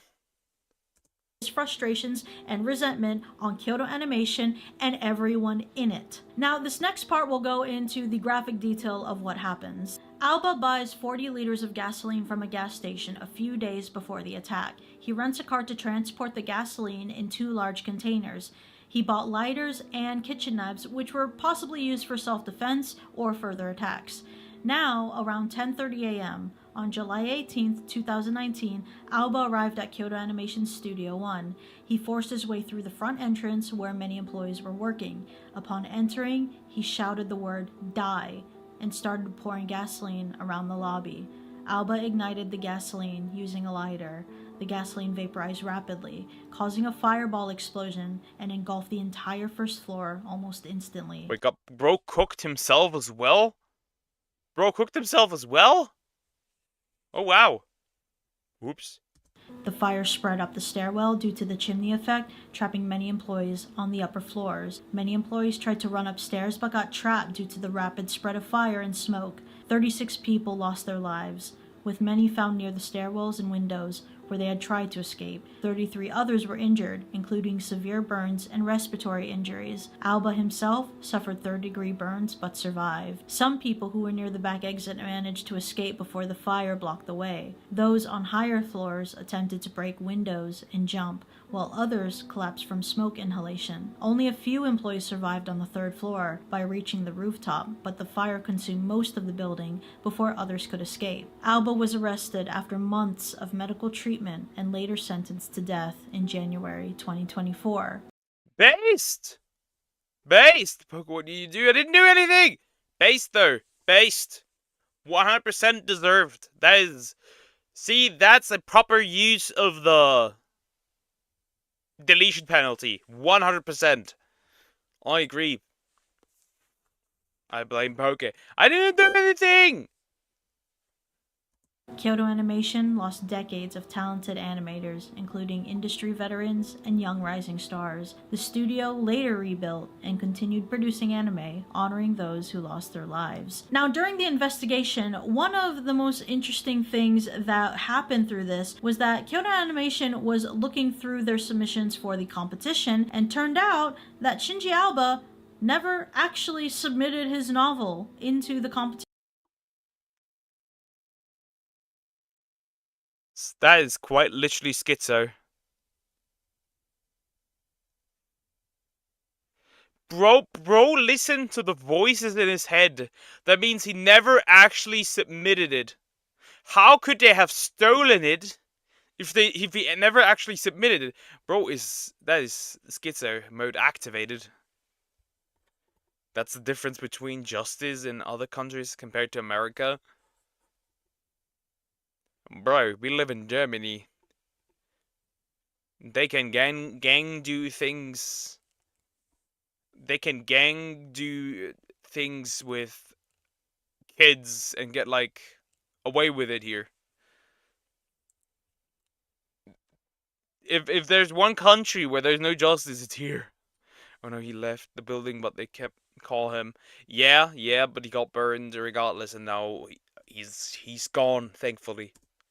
Leading a lot of the people from Kyoto Animation wondering, how did he make this claim that we took his idea if his idea was never submitted in the first place, which led to detectives kind of determining that he was just stuck in his own delusions and somehow convinced himself that Kyoto Animation stole his idea anyway and thought that this was worth taking people's lives over. Also, in 2020, Kyoto Animation made a statement regarding the writing contest and how it would be put off for the time being. But since then, there hasn't been any signs that it's going to be held again. However, Kyoto Animation still has a comic contest for their fans to... They've still had that, wow. And Poker, and you know this how? Did you do something? No, obviously not, but you can read the news. The news! He survived to face the consequences based. He survived knowing that he got executed. Still participate in. Now again, this is a very long and drawn out trial due to also the treatment for Shinji Aoba's wounds, and during this it actually turns out that there were some private conversations between him and the doctor who was treating him that I kind of wanted to read out to you guys. ちょっと嫌な気はしましたけど、もしかしたらと思ったら、まあやっぱりそうだった。犠牲になられた方、 For those affected by it and their families. それとご家族と被害に遭われた方とそのご家族のためには、まあ死に逃げさせてはいけない。 let him escape death. もうその思いが強くて、 That feeling was very strong. 容疑者を死なしちゃいけない。We must not let もうそれだけです。 Alba all there underwent is to multiple it. skin graft surgeries and Alright, under alright. treatment for around 4 months. Dr. Ueda visited him every few months for treatments. Unlike in the hospital, however, Ueda was unable to have even simple conversations with Alba in the detention center, where officers accompanied him. As the trial was set to begin, Dr. Ueda told Alba something he had really wanted to say. You may face harsh and difficult things ahead, but don't look away. Face them. Alba didn't give a clear response. The trial then begins in September. While treating the patient, Dr. Ueda could not directly ask him about the incident, but he now understands why Alba said during the treatment, quote, "I'm not worthy of living. Have you ever been betrayed? Taking lives is absolutely unforgivable, even if you were betrayed." Now, the following that you're about to hear is a Like, how got bro even betrayed? You didn't even submit it! You did not submit anything. Not even a little bit. conversation between Shinji Alba and the families of the victims during the trial. I am the mother of a female employee who died. There's something I want to confirm once more. When you poured gasoline, 2 female employees said, What? There's no mistake about that. One of the female employees you saw is likely my daughter. You poured gasoline all over the place, but did you see whether it got on the 2 women? No, I did not. You poured it with such force that it splashed on surrounding employees. I think it probably did. When you shouted, "Die," were you addressing all the employees, including my daughter? That is correct. My daughter, who burned to death, had just joined the company and was assigned to Studio One in June, only a month before the incident. She joined after the anime you claimed was plagiarized was already created. Did you ever consider— Okay, calm down. Don't burn another building. I've never done that. I have never done that. I would if you hurt me bad enough, probably. consider that employees like her would be there? I'm sorry, I didn't think that far ahead. Alba believed that he was interacting with a female director at Kyoto Animation through an anonymous message board on 2chan, and he developed a one-sided romantic attachment to her.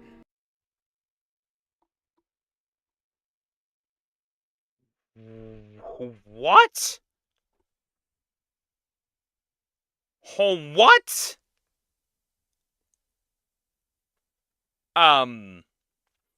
So it's not because of the novel.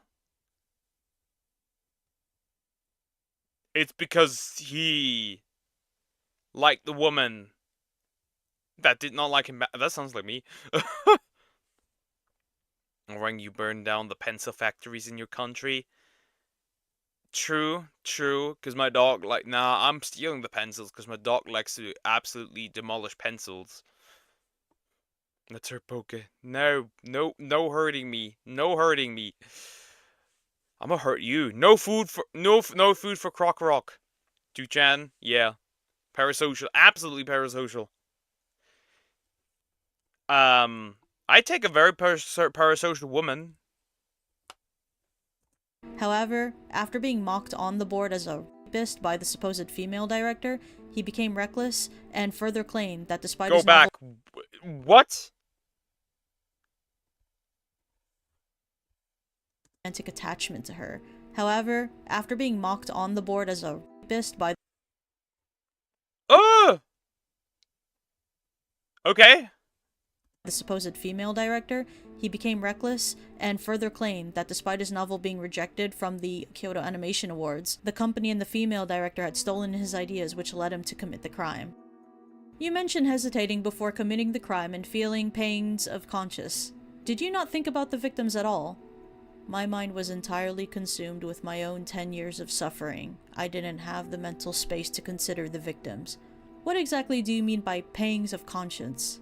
Since I was going to do something of this scale, naturally, significant people were going to die. Did you ever consider things from the victim's perspective? Let me ask you in return. When someone steals from you, do you stop to consider them? Right now, you are not in a position to ask questions. I was called a rapist. Does Kyoto Animation not feel anything about that? Before your 2012 convenience store robbery, you considered suicide. What did you mean in your online post when you wrote about that guy was already ultra mentally unstable.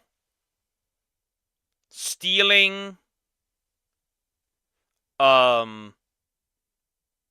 Yeah, that guy was already completely mentally unstable.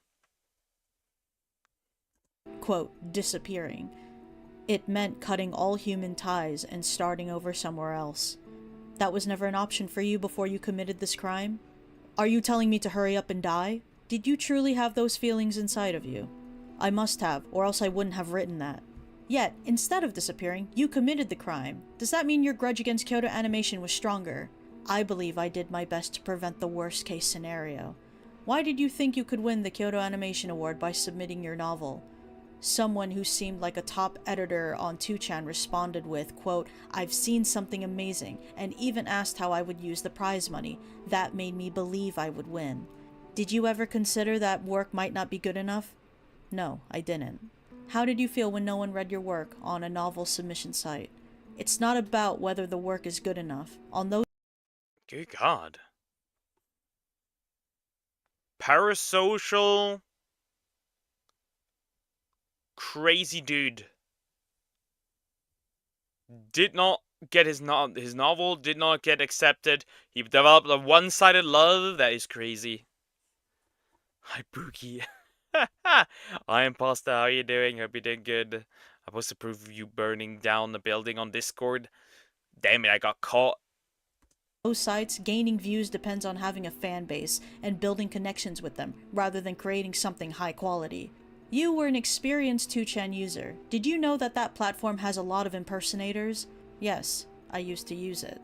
You said you were certain that the female director was personally responding to you. Did you ever suspect that it was just an impersonator tricking you?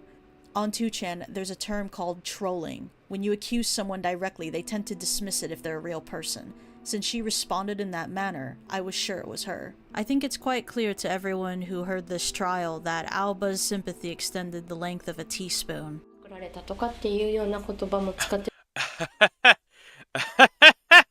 The length of a teaspoon is wild. He used words that seemed to imply he was hidden.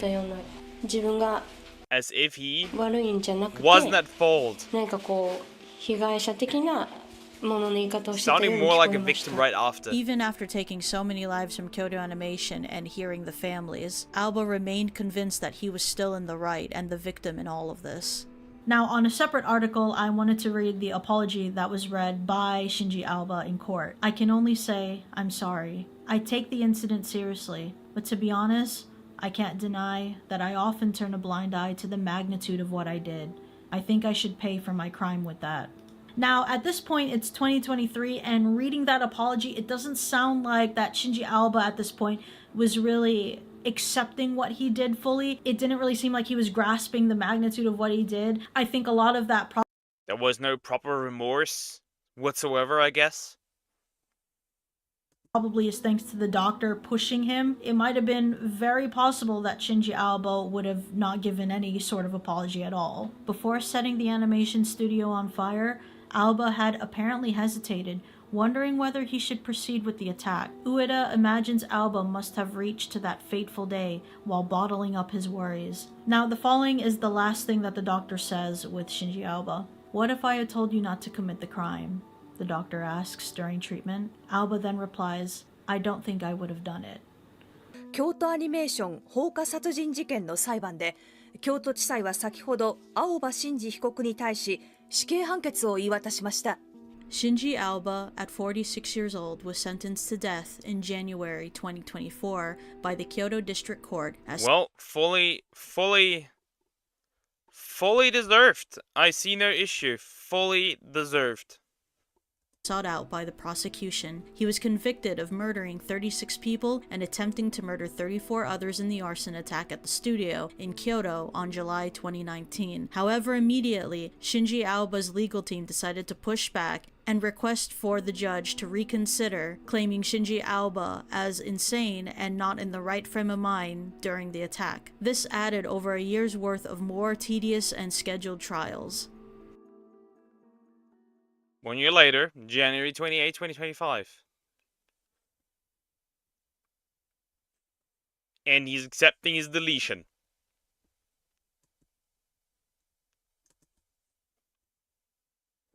His reasons for withdrawing were never disclosed.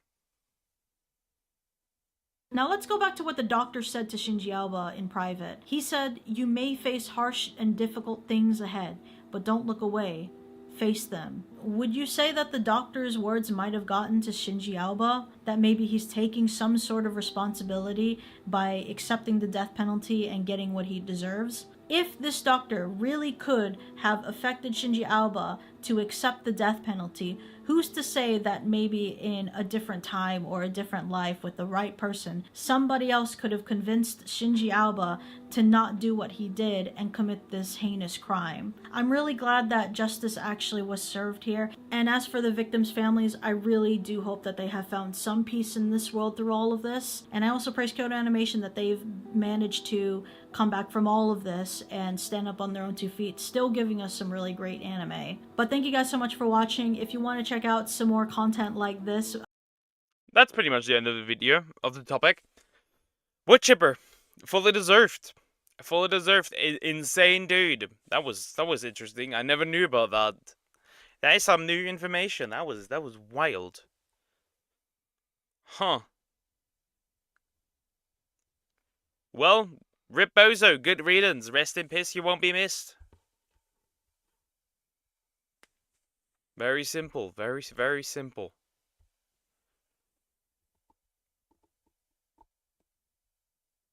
Alright. Next up, I want to jump into this one. This video is brought to you by...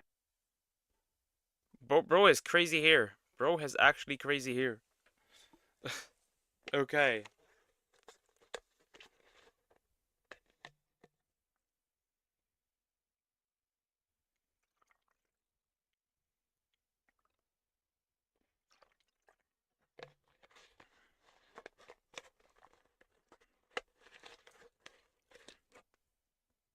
Rest in piss. Rip Bowser, rest in piss, you won't be missed. YouTube has a pee problem, but I am lucid. I think I know what this pee problem is. Where's my video? I'm not gonna watch a 30-minute long video of just ginormous crocodiles. Let's get into it. This video is brought to you by Aura. Take a look at these comments. Do they seem strange to you? They're all... Well, I have Aura. I'm quite literally Aura farming. All random internet facts that have nothing to do with each other or the video that they're being commented under. And the video itself is of 2 Roblox characters doing something really inappropriate. I can't say, obviously, use your imagination. Roblox smashing! Dear, this is for you! Now next, listen to this audio right here. P.J. Van den Wildenberg, P. and Hommel. Sounds like a AI voice is reading over some scientific research abstract, right? Well, it's actually a cover-up for a channel where a guy is recording women sitting on a bed with camera pointed at their feet for 20 minutes straight as they move their feet in really weird, provocative poses. Feet fetishists, let's go! The feet bros will be happy about this one. All of these techniques are bypassing the YouTube terms of service and making this website full of filth. And worst of all of these videos are not age restricted and children are able to watch them. This is not the site that I grew up on, and there's no way in hell I'm letting my future kids on this platform, and if nothing changes, you shouldn't either. Something different about this video compared to my last right here, I will not be censoring the names of any YouTube channels that I mentioned. Based. Okay, fine. What's the other one then? Yeah, I will. Pug, I know you already know about Hypnosis Sappho, but for my first request video, will we react so she gets shamed? Sure. If I know the video title, why not? Femdom? Yes. What do you mean femdom? Female domination? Like Pumpkin and Deer's relationship? I know you guys are going to find the channels regardless, like you usually do in every comment section, so I'll make it easier on you. Plus, I have zero reason to cover up for any of these people making filth content on this platform, and they're making it a public issue to begin with, so I'm not going to kind of hide their secret for them. This is public, channels are going to be down below somewhere, you can find them. Here's the problem. YouTube is running on a terms of service that hardly takes into account the intention or the hidden truth of a video's purpose. It looks purely at each video at a surface level and nothing more. Oh, it's just an educational breastfeeding video, or it's a chiropractic. The occasional breastfeeding video. With the stuff that I post, I mark it as not suitable for kids, and even then, I try to censor it heavily. I do mine also not suitable for kids, and also I swear a lot. Like, if you let your child watch me, at this point, it's your own fault. Also, the Gooner confessions. Just cracking some girl's back where she's half naked and showing the camera directly on her butt. Let's dive into the most disgusting of all the problems, Roblox P. There's actually a ton of channels making these weird animations in Roblox, clearly depicting characters and poses where they're doing really not safe for work stuff. Use your imagination. I can't say it. I don't want to get demonetized and make a living off of this shit. We see that in the thumbnails of these Roblox videos, that there's a female avatar bent over with a male avatar standing upright behind her with his What are the chances? I mean, I'm aware there's Minecraft corn out there as well. So at that point, nothing is safe to begin with. Nothing is safe. If it exists, then there's corn of it. It just doesn't have anything to do. It should just be on YouTube and Twitch. Though we all know that Twitch does not care. Remember, the Twitch CEO, for example, said he won't cut down on any, what's the word? On the TOS and moderation. Yeah, because if you cut down even further, then there won't be any moderation at all, with women sitting on glass chairs with camera up their fish hole. Fuck you.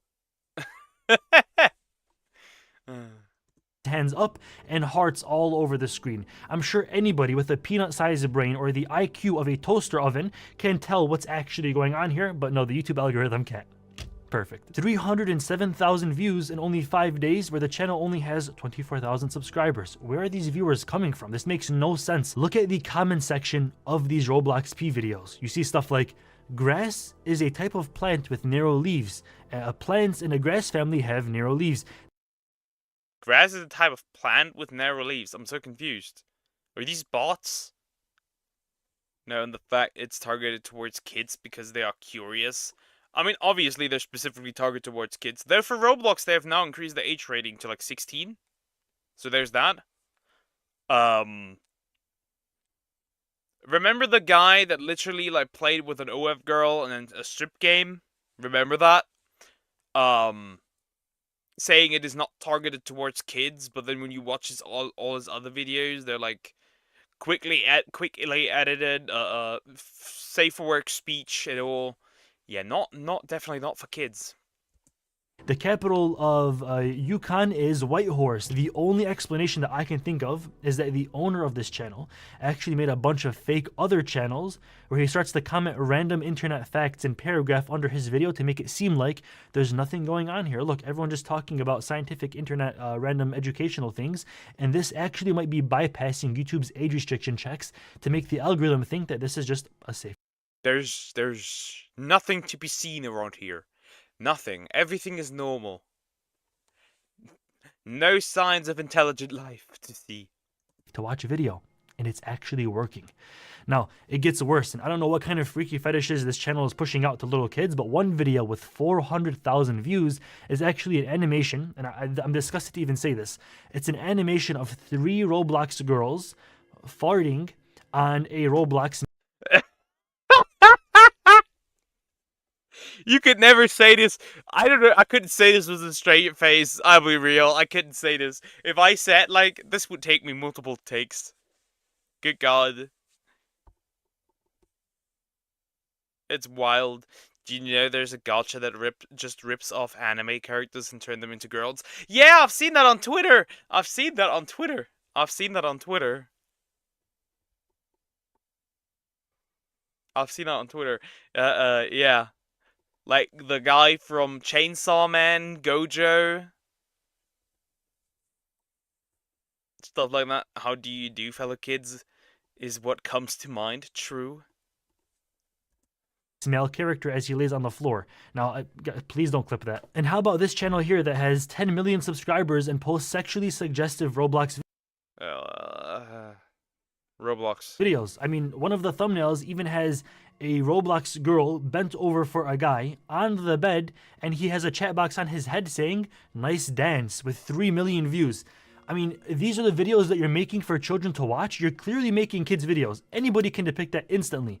How is your entire channel not demonetized? The question that I should be asking is, how do you even sleep at night? You have a predominantly child audience. You have a kid audience with 10 million subscribers making videos of a girl bent over on a Roblox bed. Are you serious, bro? The Minecraft section on this app is not any better. There is a dedicated channel that... Yeah, and then animation for kids is also not much better. And it has actually gotten worse. 4 minutes, yep. Posts countless videos showing female Minecraft characters doing full-on, know what I'm saying? But half the screen is just her face and the body is cropped out, so it's zoomed in at her face. You can see her facial expressions, her emotions, her body moving. You see all this stuff. Everyone knows. What is that? A piece of like meat next to it? What the fuck? What the fuck? What did you do, GT? It's not living rent-free in my head. What's going on here, but it's strange because the other half of the video is somebody, for an example, having a mallet and just beating raw meat on a table.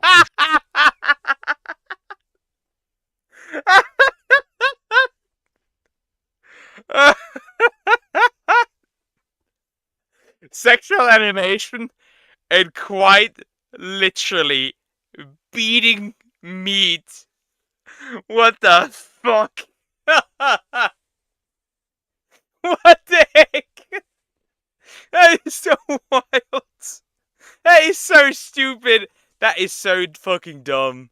That is so stupid.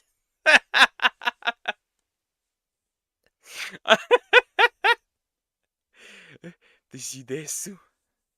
Desu. Oh my god. That is like, is that the joke here? Horny character and beating meat. I can't do this anymore. What is this bullshit? I'm sure we can all come to our own conclusion what's actually going on here, but no, the YouTube algorithm can't.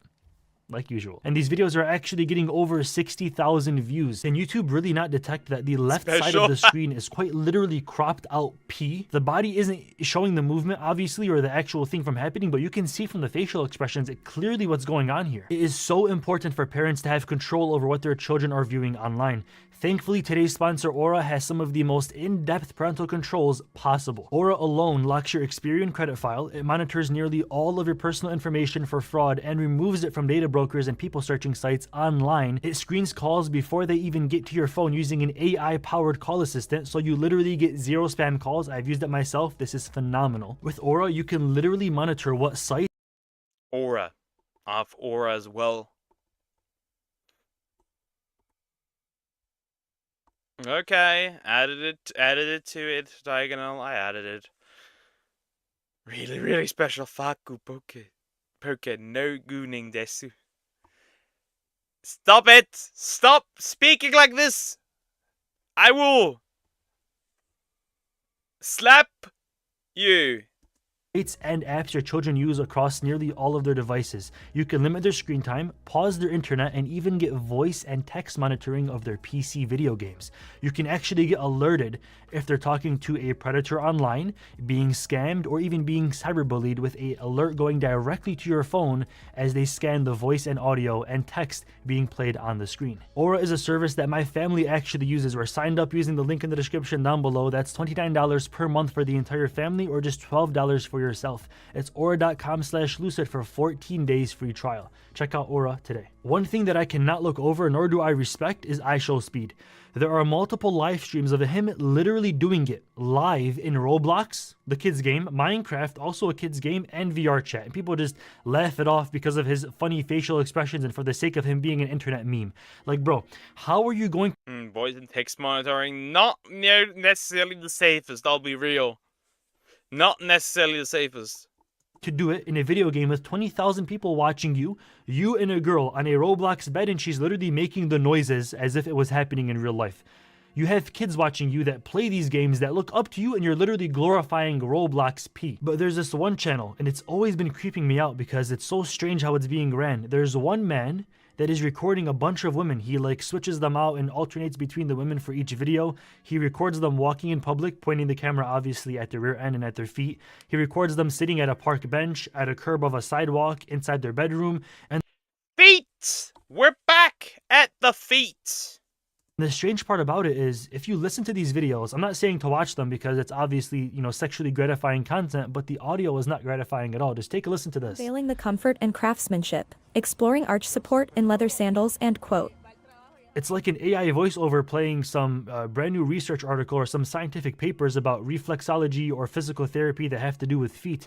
What's actually going on here is that he's tricking the YouTube algorithm with a really sophisticated title and, talking about studies in the audio of the video as he's playing it over basically softcore pornography. And it's working. YouTube thinks, oh, this is just an educational video about physical therapy because that's what it sounds like. This channel is ran by a single person, like I've mentioned, by one man, and he's swapping out girls all the That man is probably also single, yeah? Book had cosmetic surgery for our next job, Desi. Stop it. Stop it. the time. You can tell by the thousands of videos on his channel. There's literally infinity of these videos. And one of the videos, he's handing the girl an Xbox controller. Or in some of the videos, he's actually talking and telling them how to position their feet and what to move with their body and stuff to be more sexually gratifying.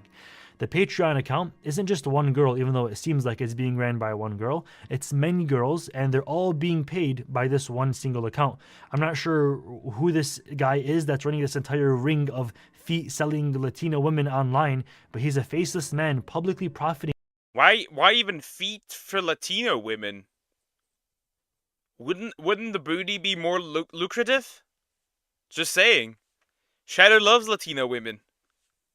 Off of women on YouTube right now on the platform you're watching this video. People are posting straight up breastfeeding videos of them literally with, like everything exposed up here, breastfeeding their newborn child. Like it's fully exposed. You can see that glitch. That was an original glitch. That glitch got fixed. You can no longer. I don't think you can now do it properly. I think, or can you? I don't know. Literally everything directly on YouTube right now today with millions of views. Men are even commenting on this video like, hey, nice rack. On a breastfeeding video that's supposed to be educational. We all know what's going on here. And yeah, I secretly have an OF. But imagine a grown-ass man going on a breastfeeding video and saying, hey, nice pair of water jugs. Nice milkers. Nice titties. Nice melons. So does the channel owner. They're getting millions of views. I know for a fact they're not all parents that are concerned on how they can breastfeed their child. It's actually men that have other motives involved. Chiropractors on YouTube that are doing adjustments on their clients that, by the way, have went to school, have degrees, have a actual medical license to practice in the USA, that are making softcore pee out of their clients by inappropriately touching them and adjusting the lower back of a cheerleader and the whole thumb. Good God! I didn't even know that existed. I'm gonna head out now. Have a great weekend, y'all. Take care, Sway. Bye bye. How are you feeling, Desi? I'm feeling disgusted. It's like a car crash. Can't look away. Nice coconuts. Nice badonker. Dunks. Honka badonkers.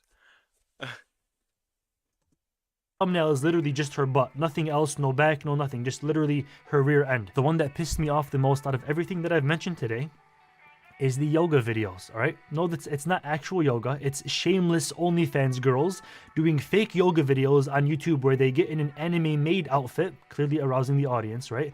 And they bend over directly in front of the camera. I mean, what the hell is this platform turning into? YouTube, stop being so naive. This is not a porn site. We have children here. Protect them. The CEO of YouTube, you have kids. You must protect them as well. There is no... But it gives views. It gives money. Money. Why would I care? It gives money. No reason a child should be able to find fully topless women on your website for an educational breastfeeding video. I'm sick of it. This is starting to look like Twitch, and you guys get a new CEO for an example. It was Susan Wojcicki, now it's Neil Mohan. Come on, man. Neil, come on, bro. I grew up watching YouTube as a kid. I found this platform to be great for my life. I've had great role models. I've learned so much. Matter of fact, I've learned more from YouTube than I have in all of my years in schooling, I swear to God. Do not let this crap content, this filth, this disgust on your platform diminish the plethora of knowledge that could be shared. Well, not that that's particularly gonna help, because let's face one important fact. YouTube does not care. Even Twitch does not care, and that is also for 13+. These websites don't care. By YouTube.com. This website has so much to offer. Do not let it go to waste. And everyone that's still here, please, I literally just called out the CEO of YouTube. I'm not sure if he's going to get mad and take down my channel or whatnot. So please support me on IamLucid.com to ensure that I can speak truth against all odds. I love you all so much. We're so close to 1 million subscribers. Inshallah, very, very soon. I love you all so much. YouTube has a CP problem. That one exists also. Good God. Yeah, YouTube does have a corn problem. I get full-on corn ads currently on YouTube, which is very interesting. Very interesting. Never expected that one to happen, but here we are. This is from a year ago, by the way, this video, so it's probably gonna get worse. It probably is worse than it was back then. Yeah, they make money, so they don't give a shit. Yep. Yep. Let's do this one. Let's do this one. Oh god, that's from the Jurassic Park novel, huh? Good god. 18+ doesn't matter to platforms anymore, yeah. We're gonna do this one, and then we're gonna do the, what is it? The Hypnotis Sapphire video. I get a lot of Check24 ads. And I don't even want to go on a vacation. Yeah. Top 5 scariest Jurassic Park novel scenes with Dangerville. Vile. By Clayton Fiorio. I cannot pronounce his name. I cannot. My bad. Fioriti, I think is it called? Good God, that is a name. There might be some horror stuff. What's your way to power? I have none. Anger, fury. Let's get into it. Horror. I'm not going to spoil this, but it's gonna be fun. Okay. No one escapes from life alive. No shit. We're all biting the curb eventually. We all kick in the bucket.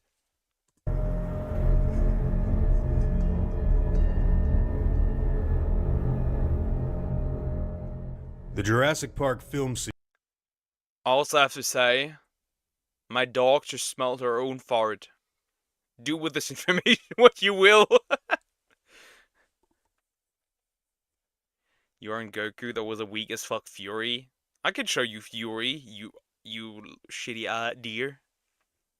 Series is well known for its unique blend of science fiction and horror on the big screen. When compared to other tentpole blockbusters, this franchise seems to win over more people than something more pedestrian like some other modern thrillers. However, as creepy as some of the Jurassic Park movies can get, none of them hold a candle to the novels that they're based on. Michael Crichton's 2 Jurassic Park books from the 90s are far more brutal in their depictions of animal violence and have a heightened level of suspense that I heard that as well. The actual novels are also very different from the movies. For example, Hammond is apparently not like this, like, with like this good guy. He's actually very, very greedy. Baby meat, what the heck? Baby eat incident, huh?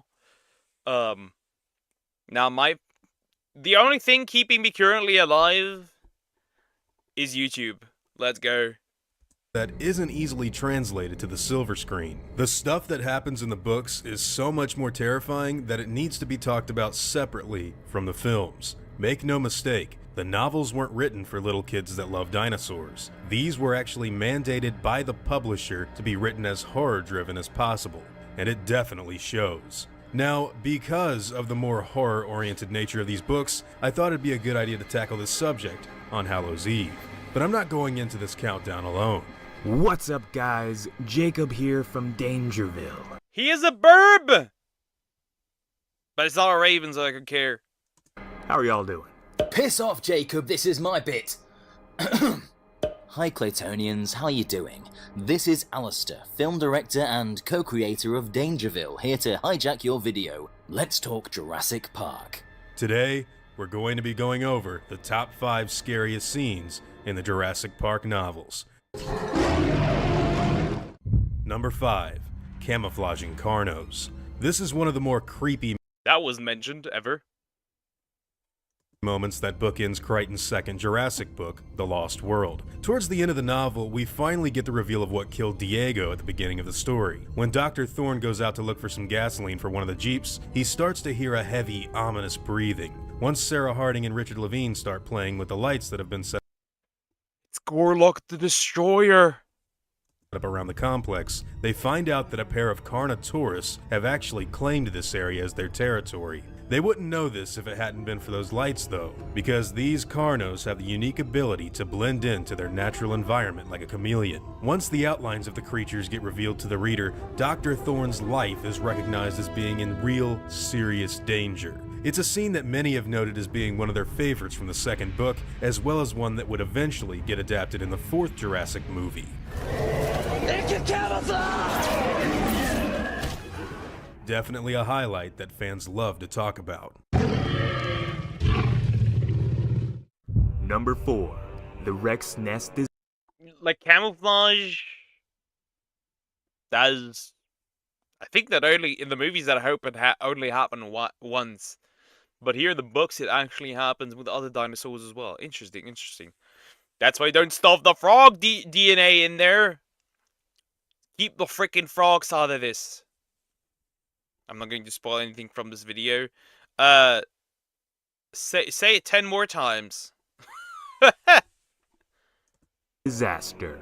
The events surrounding this whole ordeal are nothing short of legendary. In the second novel, Lewis Dodson and a couple of Biosyn lackeys make their way into the Tyrannosaur nest on Isla Sorna. There they begin to drive the parent dinosaurs away with their ear-piercing noise that emanates out of a small electronic box. The noise hurts the Rex's ears so bad it causes them to back up and leave their babies and eggs unattended. The tables quickly turn, however, once Dodson's device gets compromised, and the Tyrannosaurs walk back into their nest to get rid of the invaders. The men responsible for all this trouble instantly freeze, believing the dinosaurs won't see them if they don't move.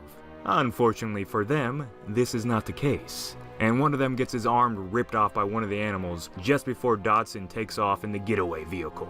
This all ends in a wild, adrenaline-pumping scene where Dodson screams profanity and the dinosaurs chase after his car before it falls over the edge of a nearby jungle hill.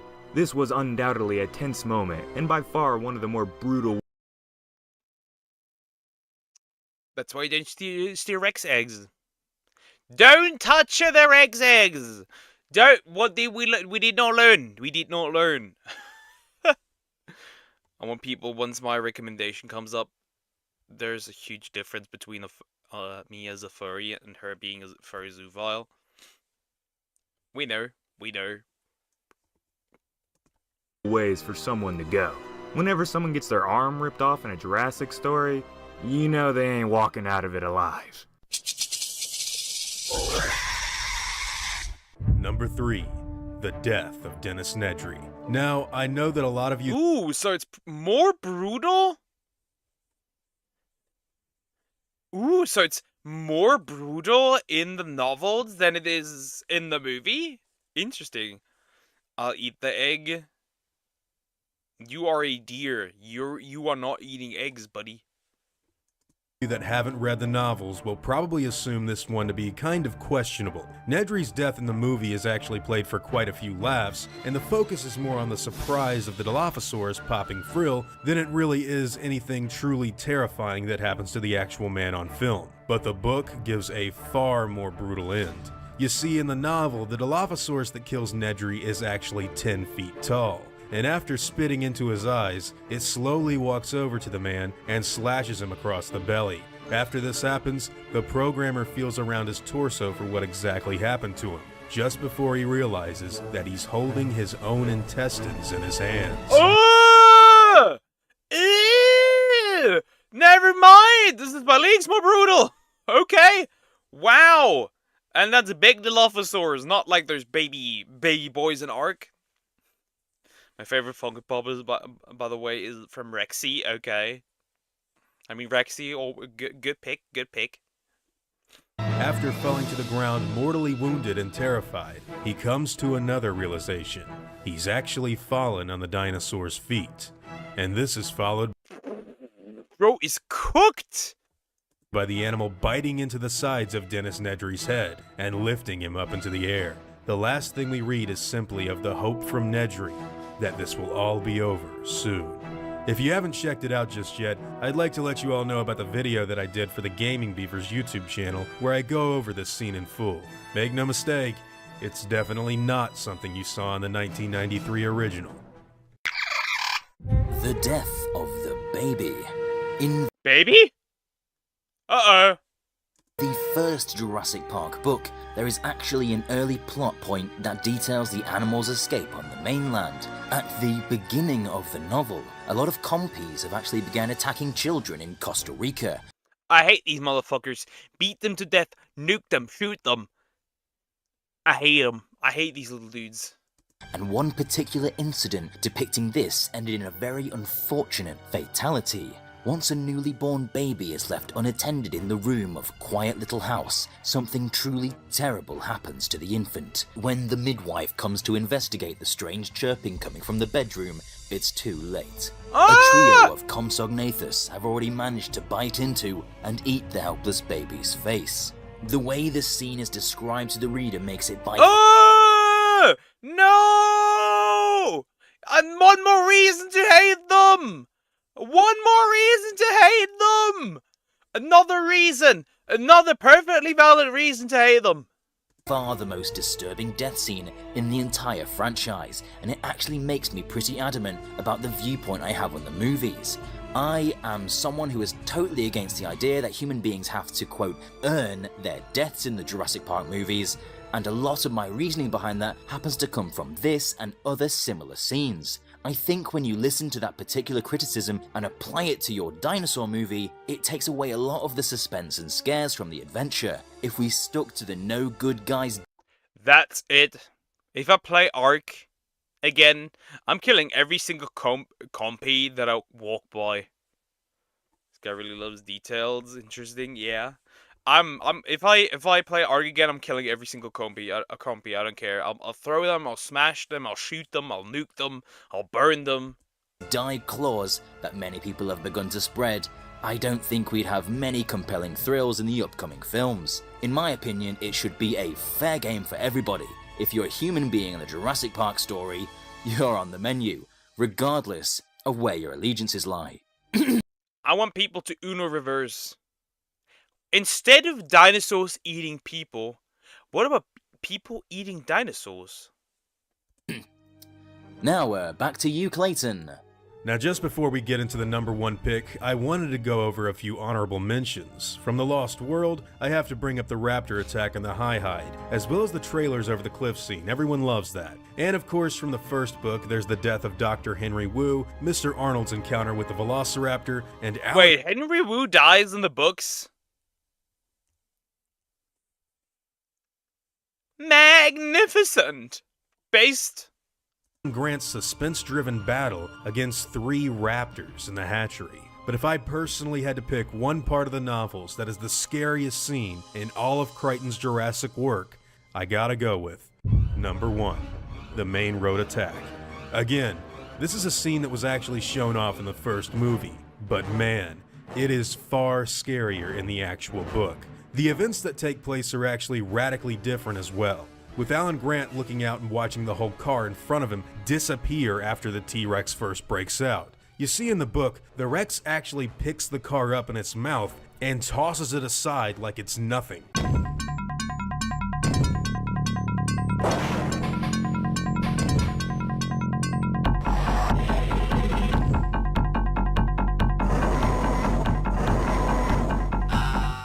Ian Malcolm gets scared before uttering, "Damn. 16-bit Rex is scary." his famous book line of, "You know, at times like these, perhaps extinct animals should be left extinct, don't you think?" Before he runs out of the car in a frenzied panic. The T-Rex eventually catches up to him and throws him in the air like a rag doll. This forces Malcolm to be heavily medicated on morphine just before he straight up dies. Yeah, Ian Malcolm dies in the— Bro bites the curb in the books! Interesting. First book. Now they bring him back with some funny lines in the second, but still, this Rex attack was way more brutal on him than what we saw in the movie adaptation. Not to mention the description of a screaming girl being faintly heard in the darkness amidst falling rain and tyrannosaur roars is pretty suspenseful in itself. The T-Rex actually kicks Dr. Grant across the road after he stands motionless in front of it, and Tim blacks out after hitting his head in the Land Cruiser. You get descriptive dialogue of the dinosaur's claws screeching across the metal of the car, as well as the blood dripping from its jaws mixing with the rain. It's definitely one of the reasons that I highly recommend everyone read the books. I think every fan of the series needs to do themselves a favor and at least read each novel at least once in their lifetimes. I guarantee that you will undoubtedly not be disappointed. Now, for those of you that have read the books, what do you guys think are some of the scariest scenes in Crichton's Jurassic World? Do you agree with my list, or are there other moments that got to you even more than what I've listed here? Whatever it may be, I'd love to hear your thoughts about them in the comments down below. Now, before I go, That's pretty much the end of the video. That was interesting. I'm now interested in reading the books. The book. Yeah. I agree. That was not bad.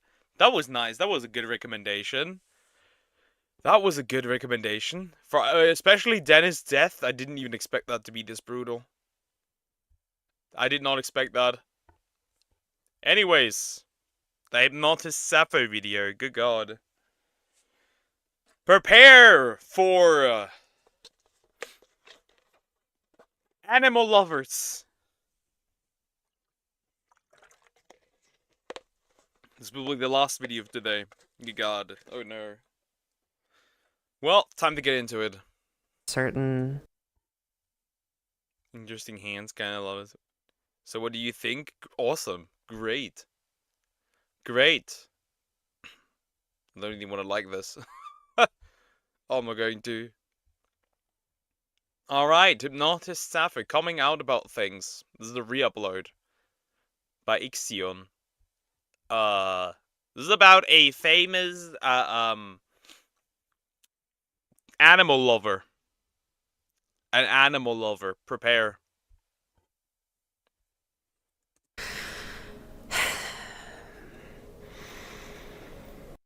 Anyways, I'm gonna binge watch a bit of Jurassic Park now. Bye. Take care. Bye bye.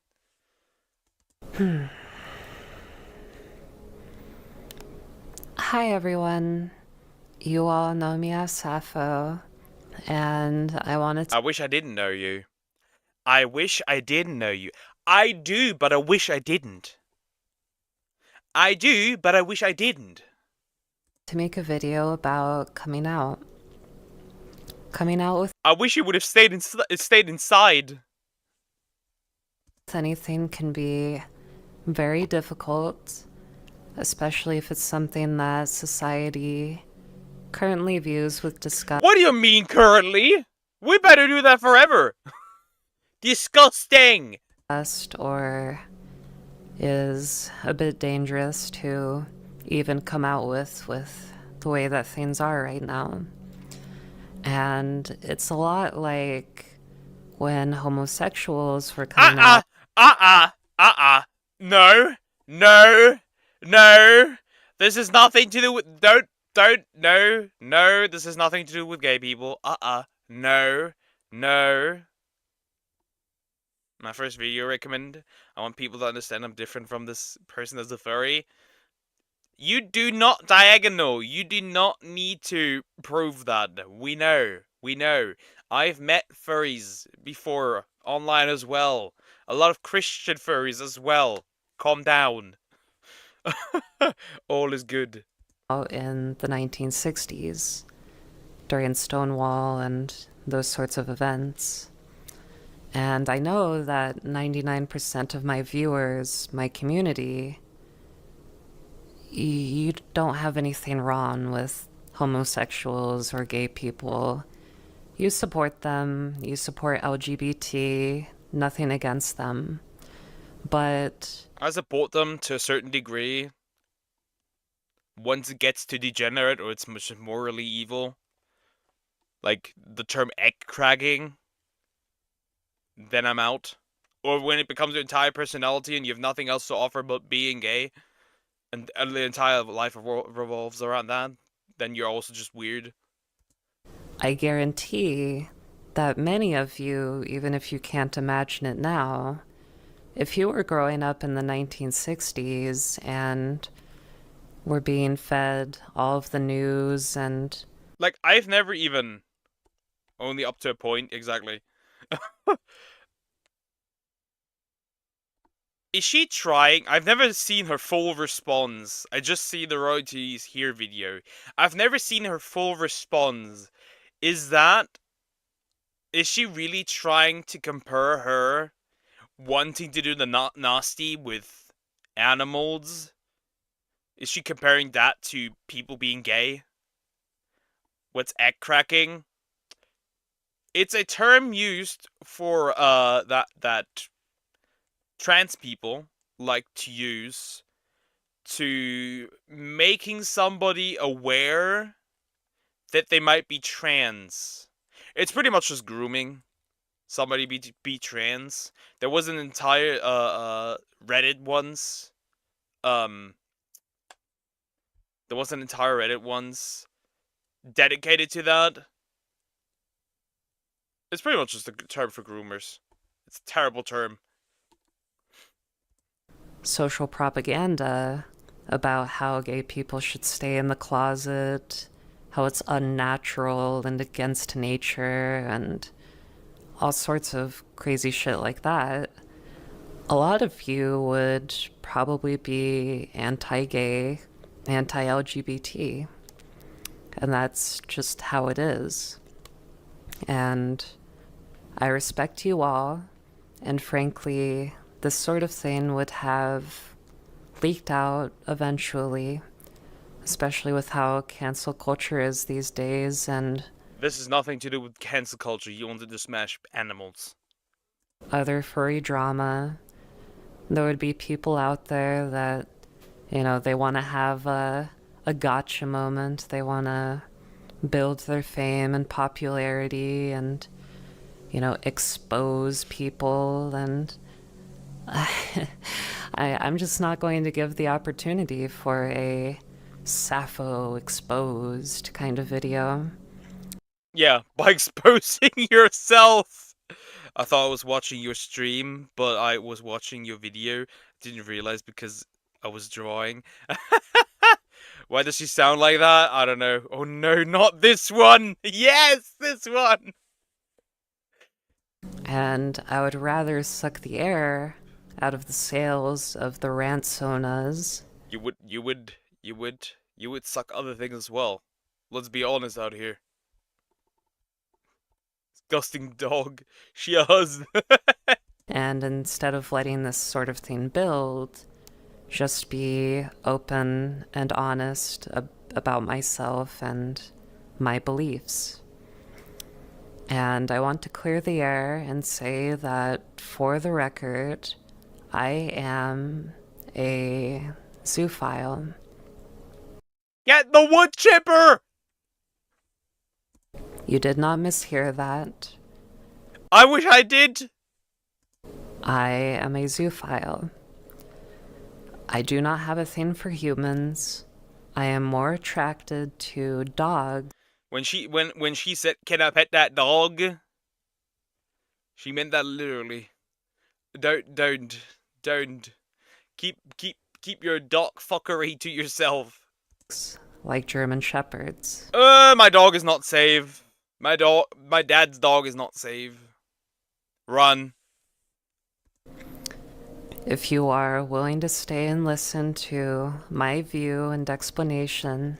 I thought she was the one exposing a zoophile. Yes, herself. You're not wrong.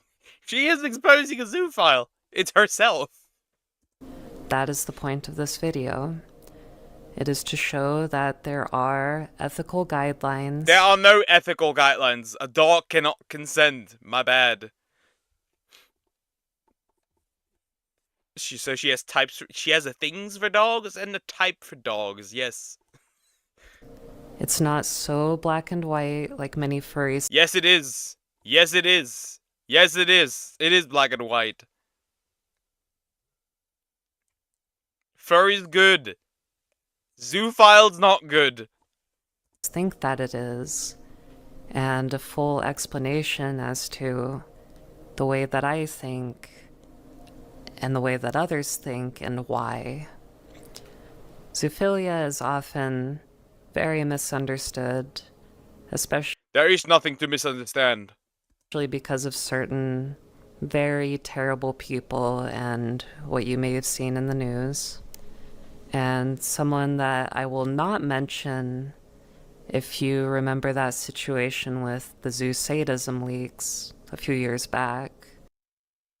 Zoo sadism? Zoo sadism. Ethical, man, what the hell? Unfortunately, when people think of zoophiles, especially furries, that's the person that comes to mind. That is the situation that comes to mind. And I'm talking about horrible abuses. And I'm not accusing a certain individual of anything here, but those leaks showed some truly horrendous people doing awful things to puppies. Puppies? Never mind!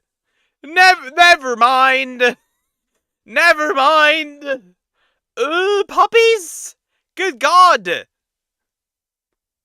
Dead animals? What is happening in this video? Good question. Dead animals, animal gore, and other atrocities that... I find it funny how she's acting like... She's acting like, I'm not like other zoophiles. Gimme the wood chipper. I really wish would have been prosecuted, but unfortunately most could not, either by legal technicalities or so on. And it's a really sore thing for me because I would have liked to have seen justice in that case. I really would have liked to see that justice. But just because somebody was not charged or prosecuted does not mean that they were not guilty of what those videos showed and what those logs showed. And I will leave it at that. Don't let you get fooled by her voice. She is not reasonable. She literally tried to compare being a zoophile to being a gay person in the 1960s. No. I couldn't imagine somebody doing that sort of shit to my animals, my mate, my... What do you mean, maids? There are no maids. Ooh. I can't imagine who would harm another living being in those ways. And to be 100% clear, I am not like that. Most of the zoo community is also not like that. Zoo community. Hi, do you remember me? Yes, I do. Yours, I do. I was drawing Fatalis, but now he looks like he has Down syndrome.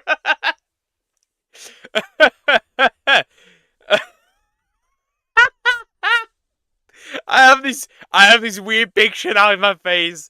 A Down syndrome Fatalis. My mate, yeah, she calls it her mate. The dog. The German Shepherd, probably. And utterly despises it. People who force animals into situations they don't want, physically and through other means, are completely deplorable and seen as rapists. Playing with an animal that is not sexually mature is like the equivalent of... Fucker, there are no animals that are sexually mature when it comes to humans. Good God, this is hard to get through without absolutely losing it.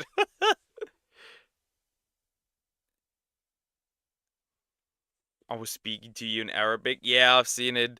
I'm sorry, Poker. Just wanted you to know what a zoo... I know what a zoophile is! I watched an entire video on her! I know what that is. I know what that is. I know what that is. Of pedophilia, and it's treated as such. I do not support those people, and they do not deserve the same title. They're fetishists and bestialists. I do not want them to be the face of the community, and they should not be the face of the community. It's like literal Nazis considering themselves furries in the fandom. You don't want them. We don't want them. We don't want that image to be what people think about. Ethical zoos... There are no ethical zoos. Get some rocks! Isn't she one too? Yes, she is. Yes, she is a zoophile. And she's acting like she's better than the others. No, you aren't. You are a disgusting creature. Get some rocks.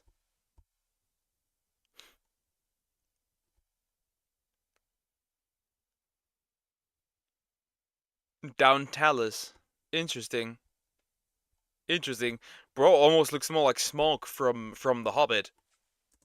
Are not like that.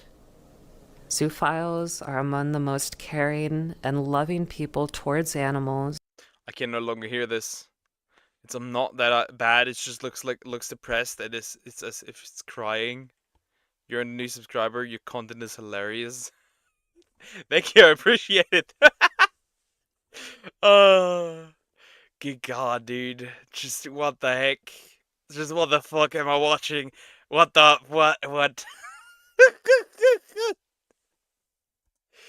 And their mates. We see. I'm not even disgusted. I'm just amused at that. I'm just amused at that point. See animals as equals to humans, not as property or an object like in the eyes of the law and others. Specifically, I and other ethical zoos follow what's called Zeta principles. Zeta being the Greek symbol, but also standing for zoophiles' engagement, for tolerance and acceptance. There will be no tolerance and no acceptance. The moment that stuff like that would get legalized is the moment I'm starting a war. I'm going full meltdown vegan. Also send the reference image I was using, by the way. Okay. God. So if you see that symbol on a furry, that's probably what they're referring to. If you see that symbol on the furry, get the baseball bat ready. Or they're an ally towards that kind of cause. And those principles are: bestow upon animals the same kindness one would wish bestowed upon oneself. Consider the well-being of an animal companion as important as one's own. Place the animal's will and well-being ahead of one's desires for sexual gratification. Teach those who seek knowledge about zoophilia and bestiality without promoting it. Discourage the practice of bestiality in the presence of fetish seekers. But yours quite literally is a fetish!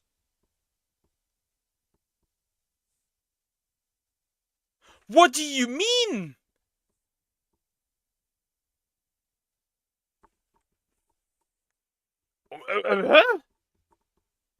Censor sexual exploitation of animals for the purpose of financial gain, and censor those who practice and promote animal sexual abuse.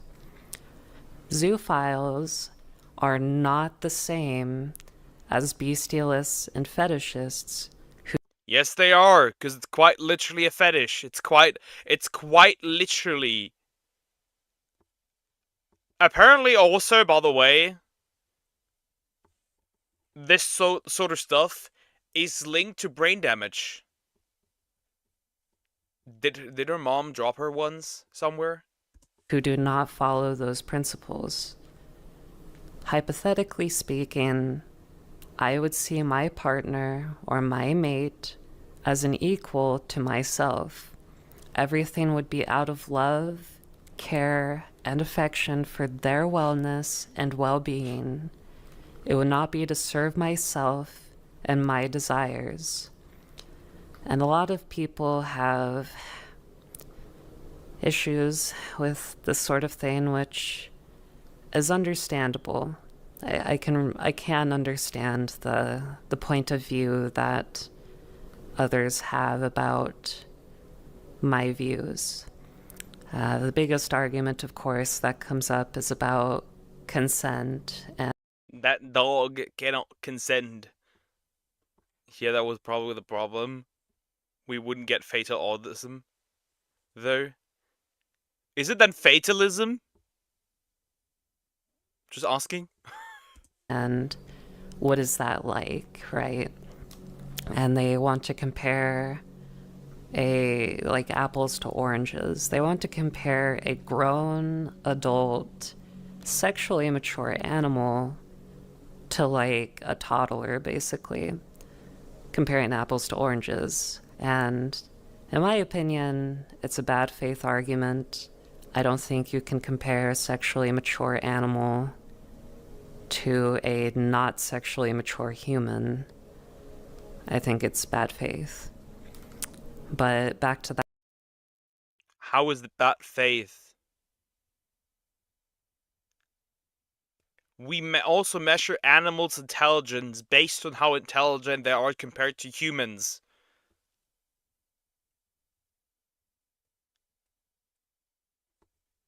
That hypothetical, and my view on it is that if my mate came up to me, loved me, and wanted something more in that moment, why would I deny them that need? Because I'm gonna storm your house, put my fist in your face, and send you flying. I'm gonna deny your need. I want to care for their well-being and help them feel good. At the same time, if the animal is uncomfortable, help them feel good. Good God. A rabbit hole that I need to know, but now I know.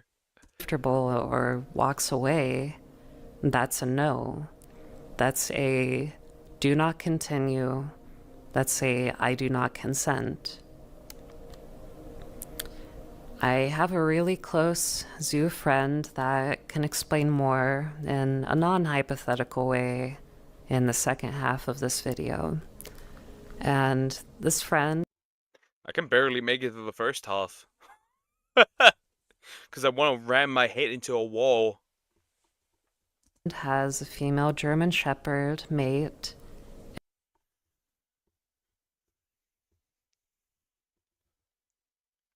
She or he?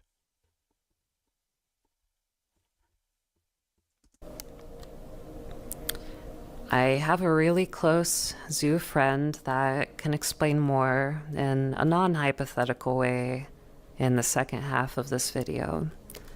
And this friend has a female German Shepherd mate and considers her to be the love of his life. His! No! No! No! No! He's sticking his wiener in dog! No! And why am I like this? Well, we can speculate on that. Brain damage. I have always loved animals in this kind of way. Even back when I was 11. Imagine her just walking past a dog. It's like, that dog has a nice big pee-pee. Or that dog caked up. Good God. That would probably be the earliest that I remember. I always found comfort and love in animals. I would lie down with them for hours, sleep cuddled up with them, and never treat myself as any better.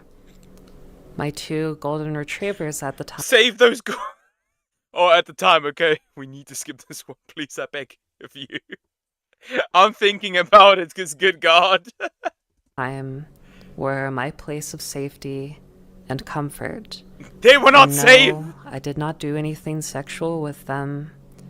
It was something that later on I had always thought about, but I was so ashamed for so long about being the way that I am. It caused a lot of mental pain and turmoil. And yes. But recently, after discovering there's other people with similar feelings to me and ideals, it has inspired me enough to have this message. And that would include online resources like the Zooier Than Thou podcast and... Zooier Than Thou! Oh my God! You're like... If a dog tried humping me, I would honestly slap him. I don't even give a damn about animal abuse. I'm not getting fucked by a dog. My dad's old German Shepherd tried to do that a couple of times. I agree. Skip this. This will rot our brains. I don't know. Some other people that I've met through some internet forums. And really what I want to do is to educate people about what it means specifically to be a zoophile, and that there are shades of gray, not that... She's Pocus type. I will kill you. I will kill you. I will kill you. I will kill her. I will kill you. That's it. This black and white evil nonsense. Comparing someone like me to a freak that forces themselves onto animals and commits horrendous animal abuse. This is to have a personal conversation with my community, furries, zoophiles, and others, and I am more than happy to answer questions or be interviewed in a neutral manner. With that out of the way, I'm going to switch to more of a podcast-style video. Transition to death. Just gonna start recording, and cool. So, it's really good to have you here. It's good to be talking again. And it's my honor to be your guest. Awesome, cool. So this isn't going to be like a super formal thing. I think I'm out of here. Sorry, Diagonal. I think I'm out of here. Nah, I'm good, I think. I'm actually genuinely good. I think I'm good, man. There's almost 23 more minutes of this. I can't. I can't sit through this. I'll be real.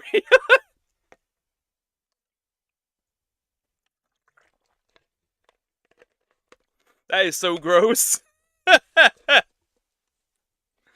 Pokemaria, I will split your head open. Deer was killed. Yeah, I think I'm good. I can't sit through this. Good God. Oh my God, is that disgusting? And then she puts a German Shepherd in there as well. That is crazy work. That was the dog whimpering. Yes! Oh my God. Oh my God. I know. You God. Rest in peace, dear. Riposo.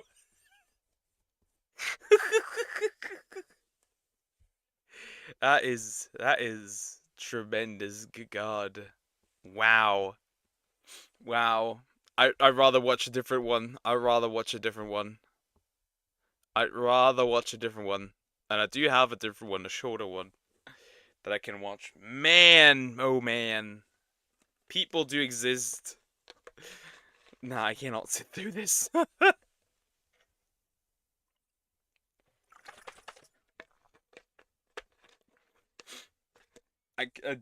I wouldn't even want to upload this, to be fair. Good God.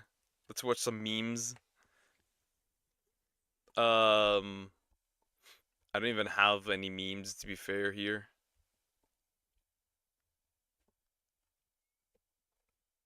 I think I'm just gonna watch this one by Cameron, and that's it. Yeah.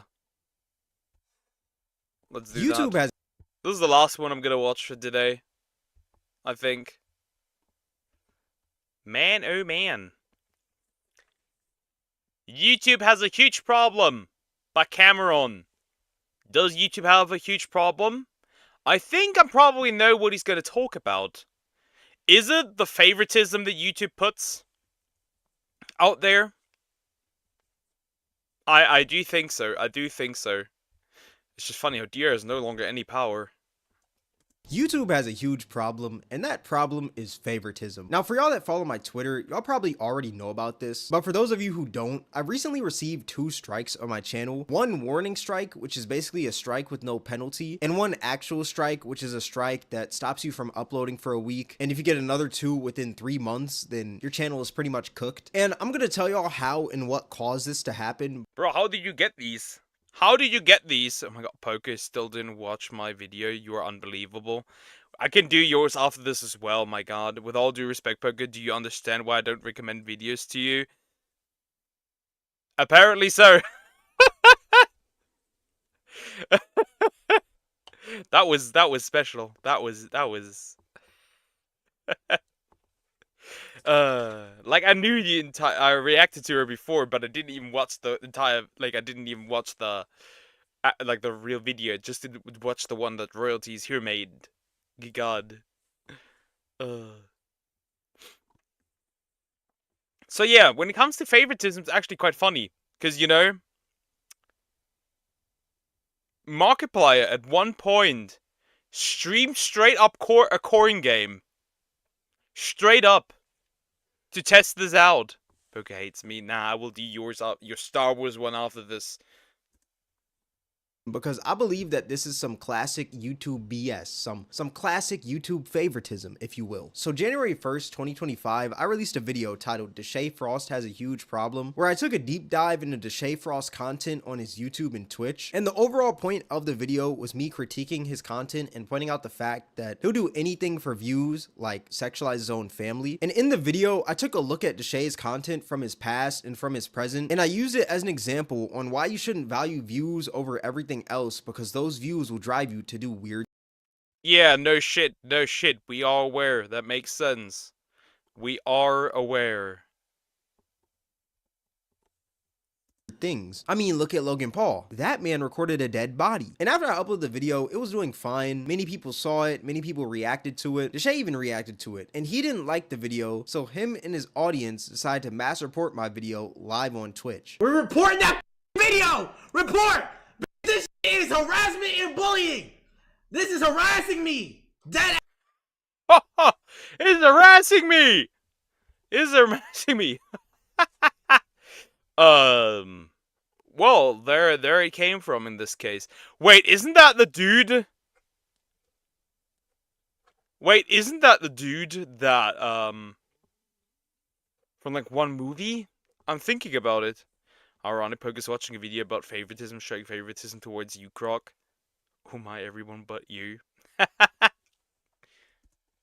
I don't give a fuck! That's harassing me!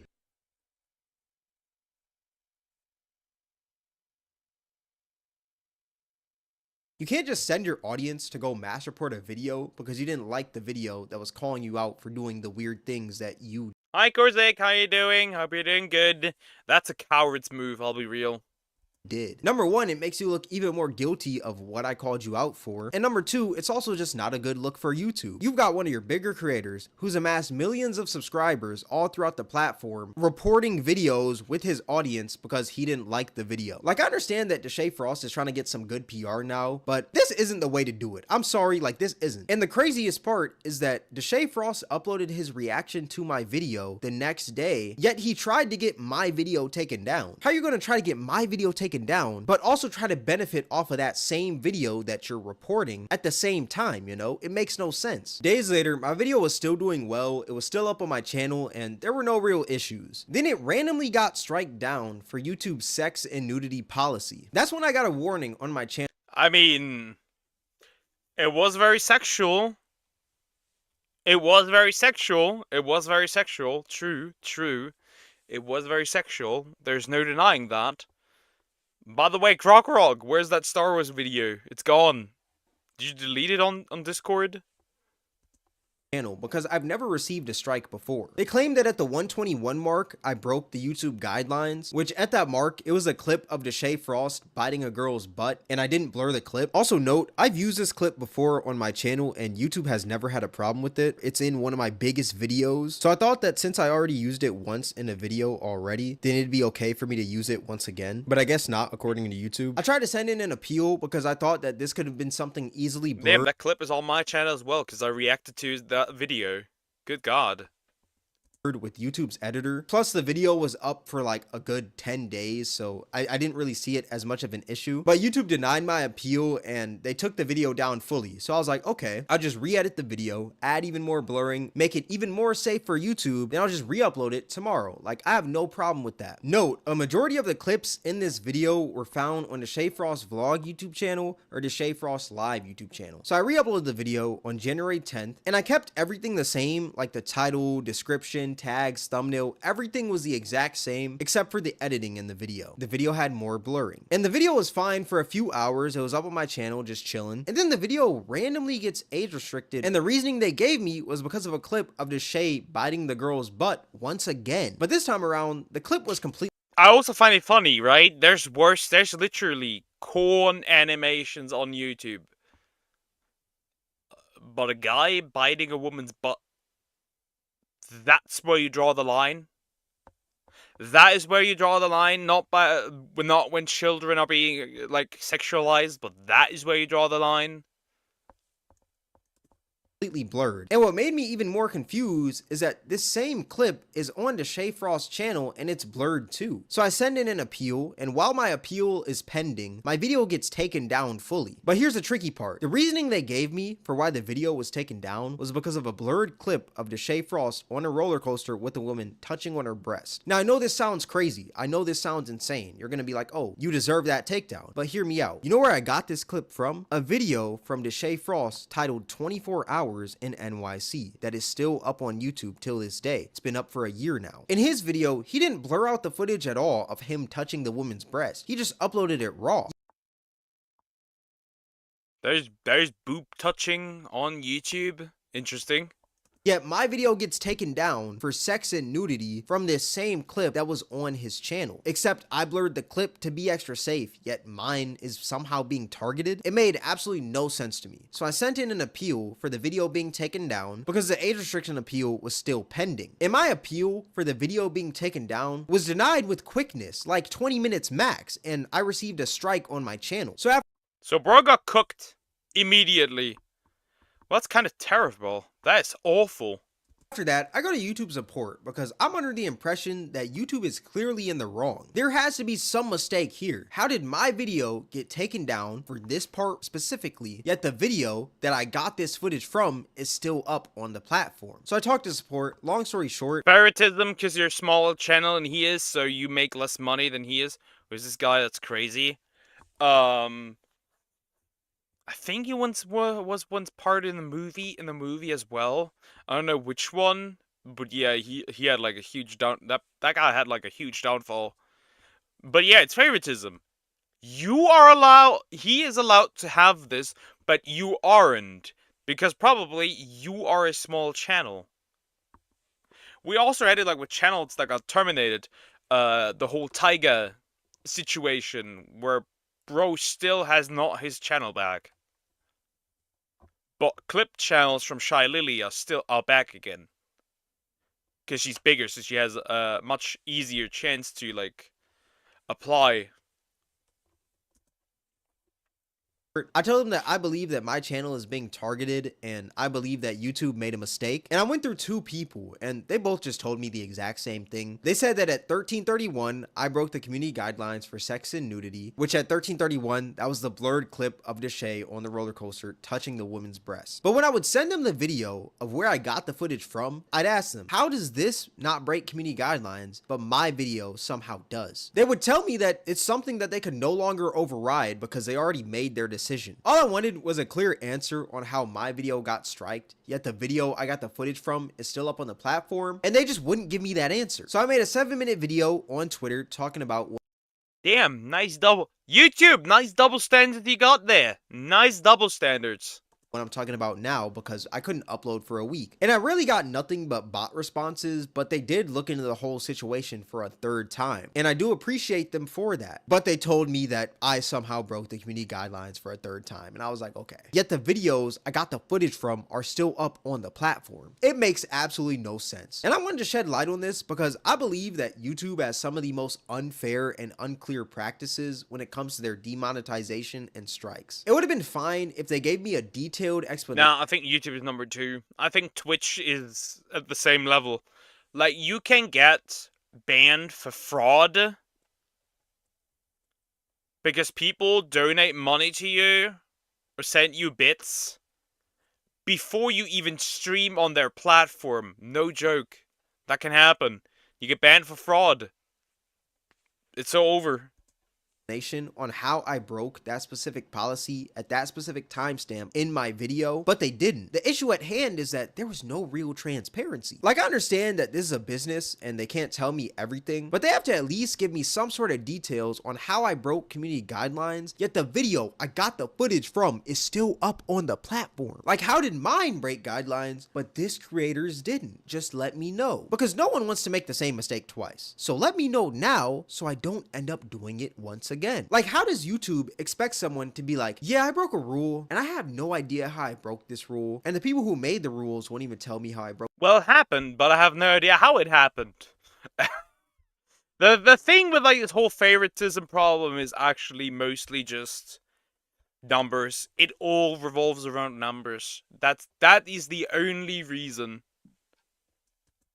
Broke this rule and I've been punished for that, but I'm fine with that. I'm totally fine with that. Like, how does that make any sense? And I feel like the reason that they weren't willing to be a little more transparent or just look into the situation a little further is due to the video being mass reported by Deshae Frost and his audience, or YouTube just showing favoritism to one of their bigger creators on the platform. Like, this strike feels a little targeted, and I wouldn't be surprised if it was targeted because there was a lot of truth to my video, and it seems like YouTube is trying to silence this truth. I call called out a bigger creator for doing weird activities, yet I'm being silenced. And the crazy part is this. Here's the craziest part. Another creator on the platform named Navli uploaded a video also talking about Deshae Frost, and his video got age restricted for sex and nudity for a clip that was also on Deshae Frost's channel. Now, he took the age restricted video down and he re-uploaded the video, and luckily it's not age restricted again, at least to my knowledge as of now. But it kind of feels like you just can't speak out against Deshae Frost or you're getting mass reported. Interesting. Interesting. I wonder if this one would get mass reported as well, since you're now on his radar. Okay, would you want short of me with me talking about me from this video, please? What? I'm confused. I'm having a stroke. There's some grammatical error in this. Explain. will be punished by YouTube for some odd reason. It's insane to me. YouTube, all I'm asking is for y'all to be fair. If you're gonna take my video down and give me a strike on my channel, take down the Deshae Frost video as well and give him a strike on his channel. And I also wanted to talk about this situation because this also kind of relates to Corey's situation. 2 years ago, Corey released a video titled YouTube, Racism and Favoritism, where he called out YouTube for the exact same thing. And basically his story was that he uploaded a video on this game, Mortuary Assistant, and his video got age restricted for a certain part in the game, but for some reason, when he'd look up other YouTubers who are around his same level that would upload their videos on that game, they'd have that same part of the game in their video, and for some reason, they didn't get age restricted. Only Corey would. It's just a classic case of YouTube showing favoritism. But yeah, I just wanted to talk about that. I'm not re-uploading my video on Deshae Frost because I don't want to risk my channel being taken down. Because if I upload it again and then the video gets taken down once again, then you're cooked. Once again, the thing is, like, YouTube does whatever it wants to do, and nobody can stop them. If the only way to make it so probably understandable for what happens with bans is if it is done by law, if it's decided by law, that's the only way you are probably able to do it. Otherwise, I don't see how this is ever going to happen, that where they properly state, and that goes for all platforms, by the way, Twitch, YouTube, Twitter, they do not state why you were banned. then I'm at 2 strikes, and I'm not trying to be on or why you received the strike. Ice like that, you know what I'm saying? Like, look, I may say some dumb things here and there, but I'm not a dumb guy. And also, I feel like in that video, I got my point across and a lot of people understood my message, so there's no real point to re-upload it. If y'all want to watch the video though, it is on my Twitter. If you just go to my Twitter and you click highlights, it'll be there. But yeah, that's basically my story. Let me know what y'all think in the comment section below. If you guys made this far, I appreciate you. All that being said, thank you guys for watching. It's Cameron, and I'm out. Well, that's the end of the video. What do we learn from this? Your skin color doesn't matter.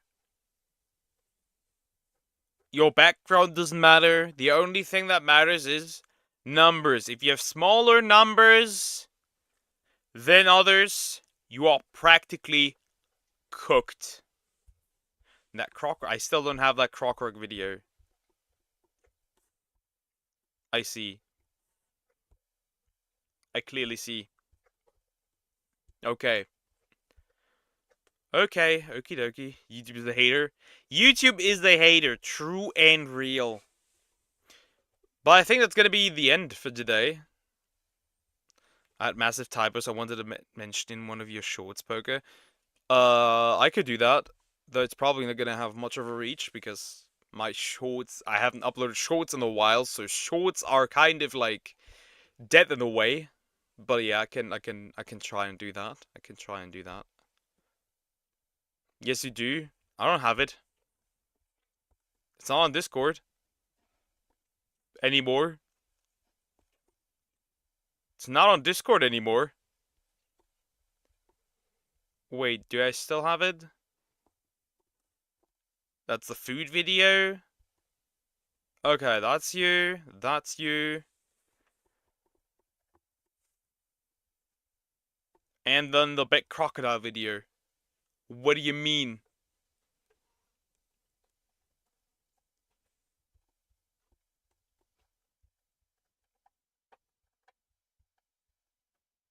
if I'm not blind. So, did you remove it?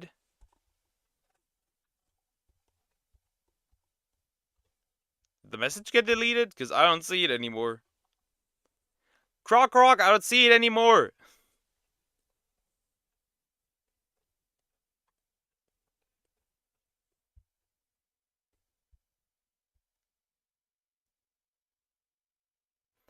Stop with the crocodiles! What is this video? It's the fucking largest crocodiles. Good dog, Cocos. I'm not gonna react to that right now. I resent the video. No, the Star Wars video that Croc put in. Well, shit happens. Yeah, it's gone. It's not here anymore. I'm not gonna. I'll react to the biggest crocodiles tomorrow. If Croc will be happy with that. Is Sir Croc happy with this? Is your boy happy with this if we react to the crocodile video tomorrow? Would that be fine? Would that be okay? Is that fine, mortal?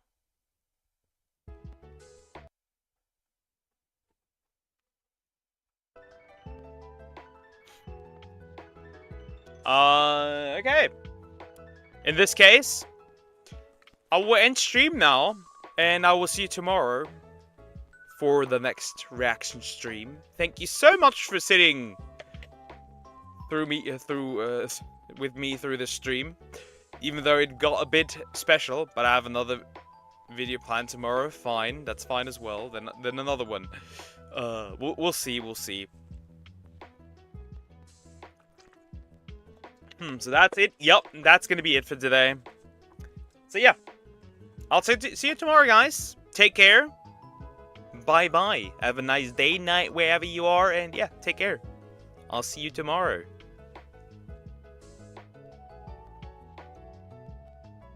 Bye.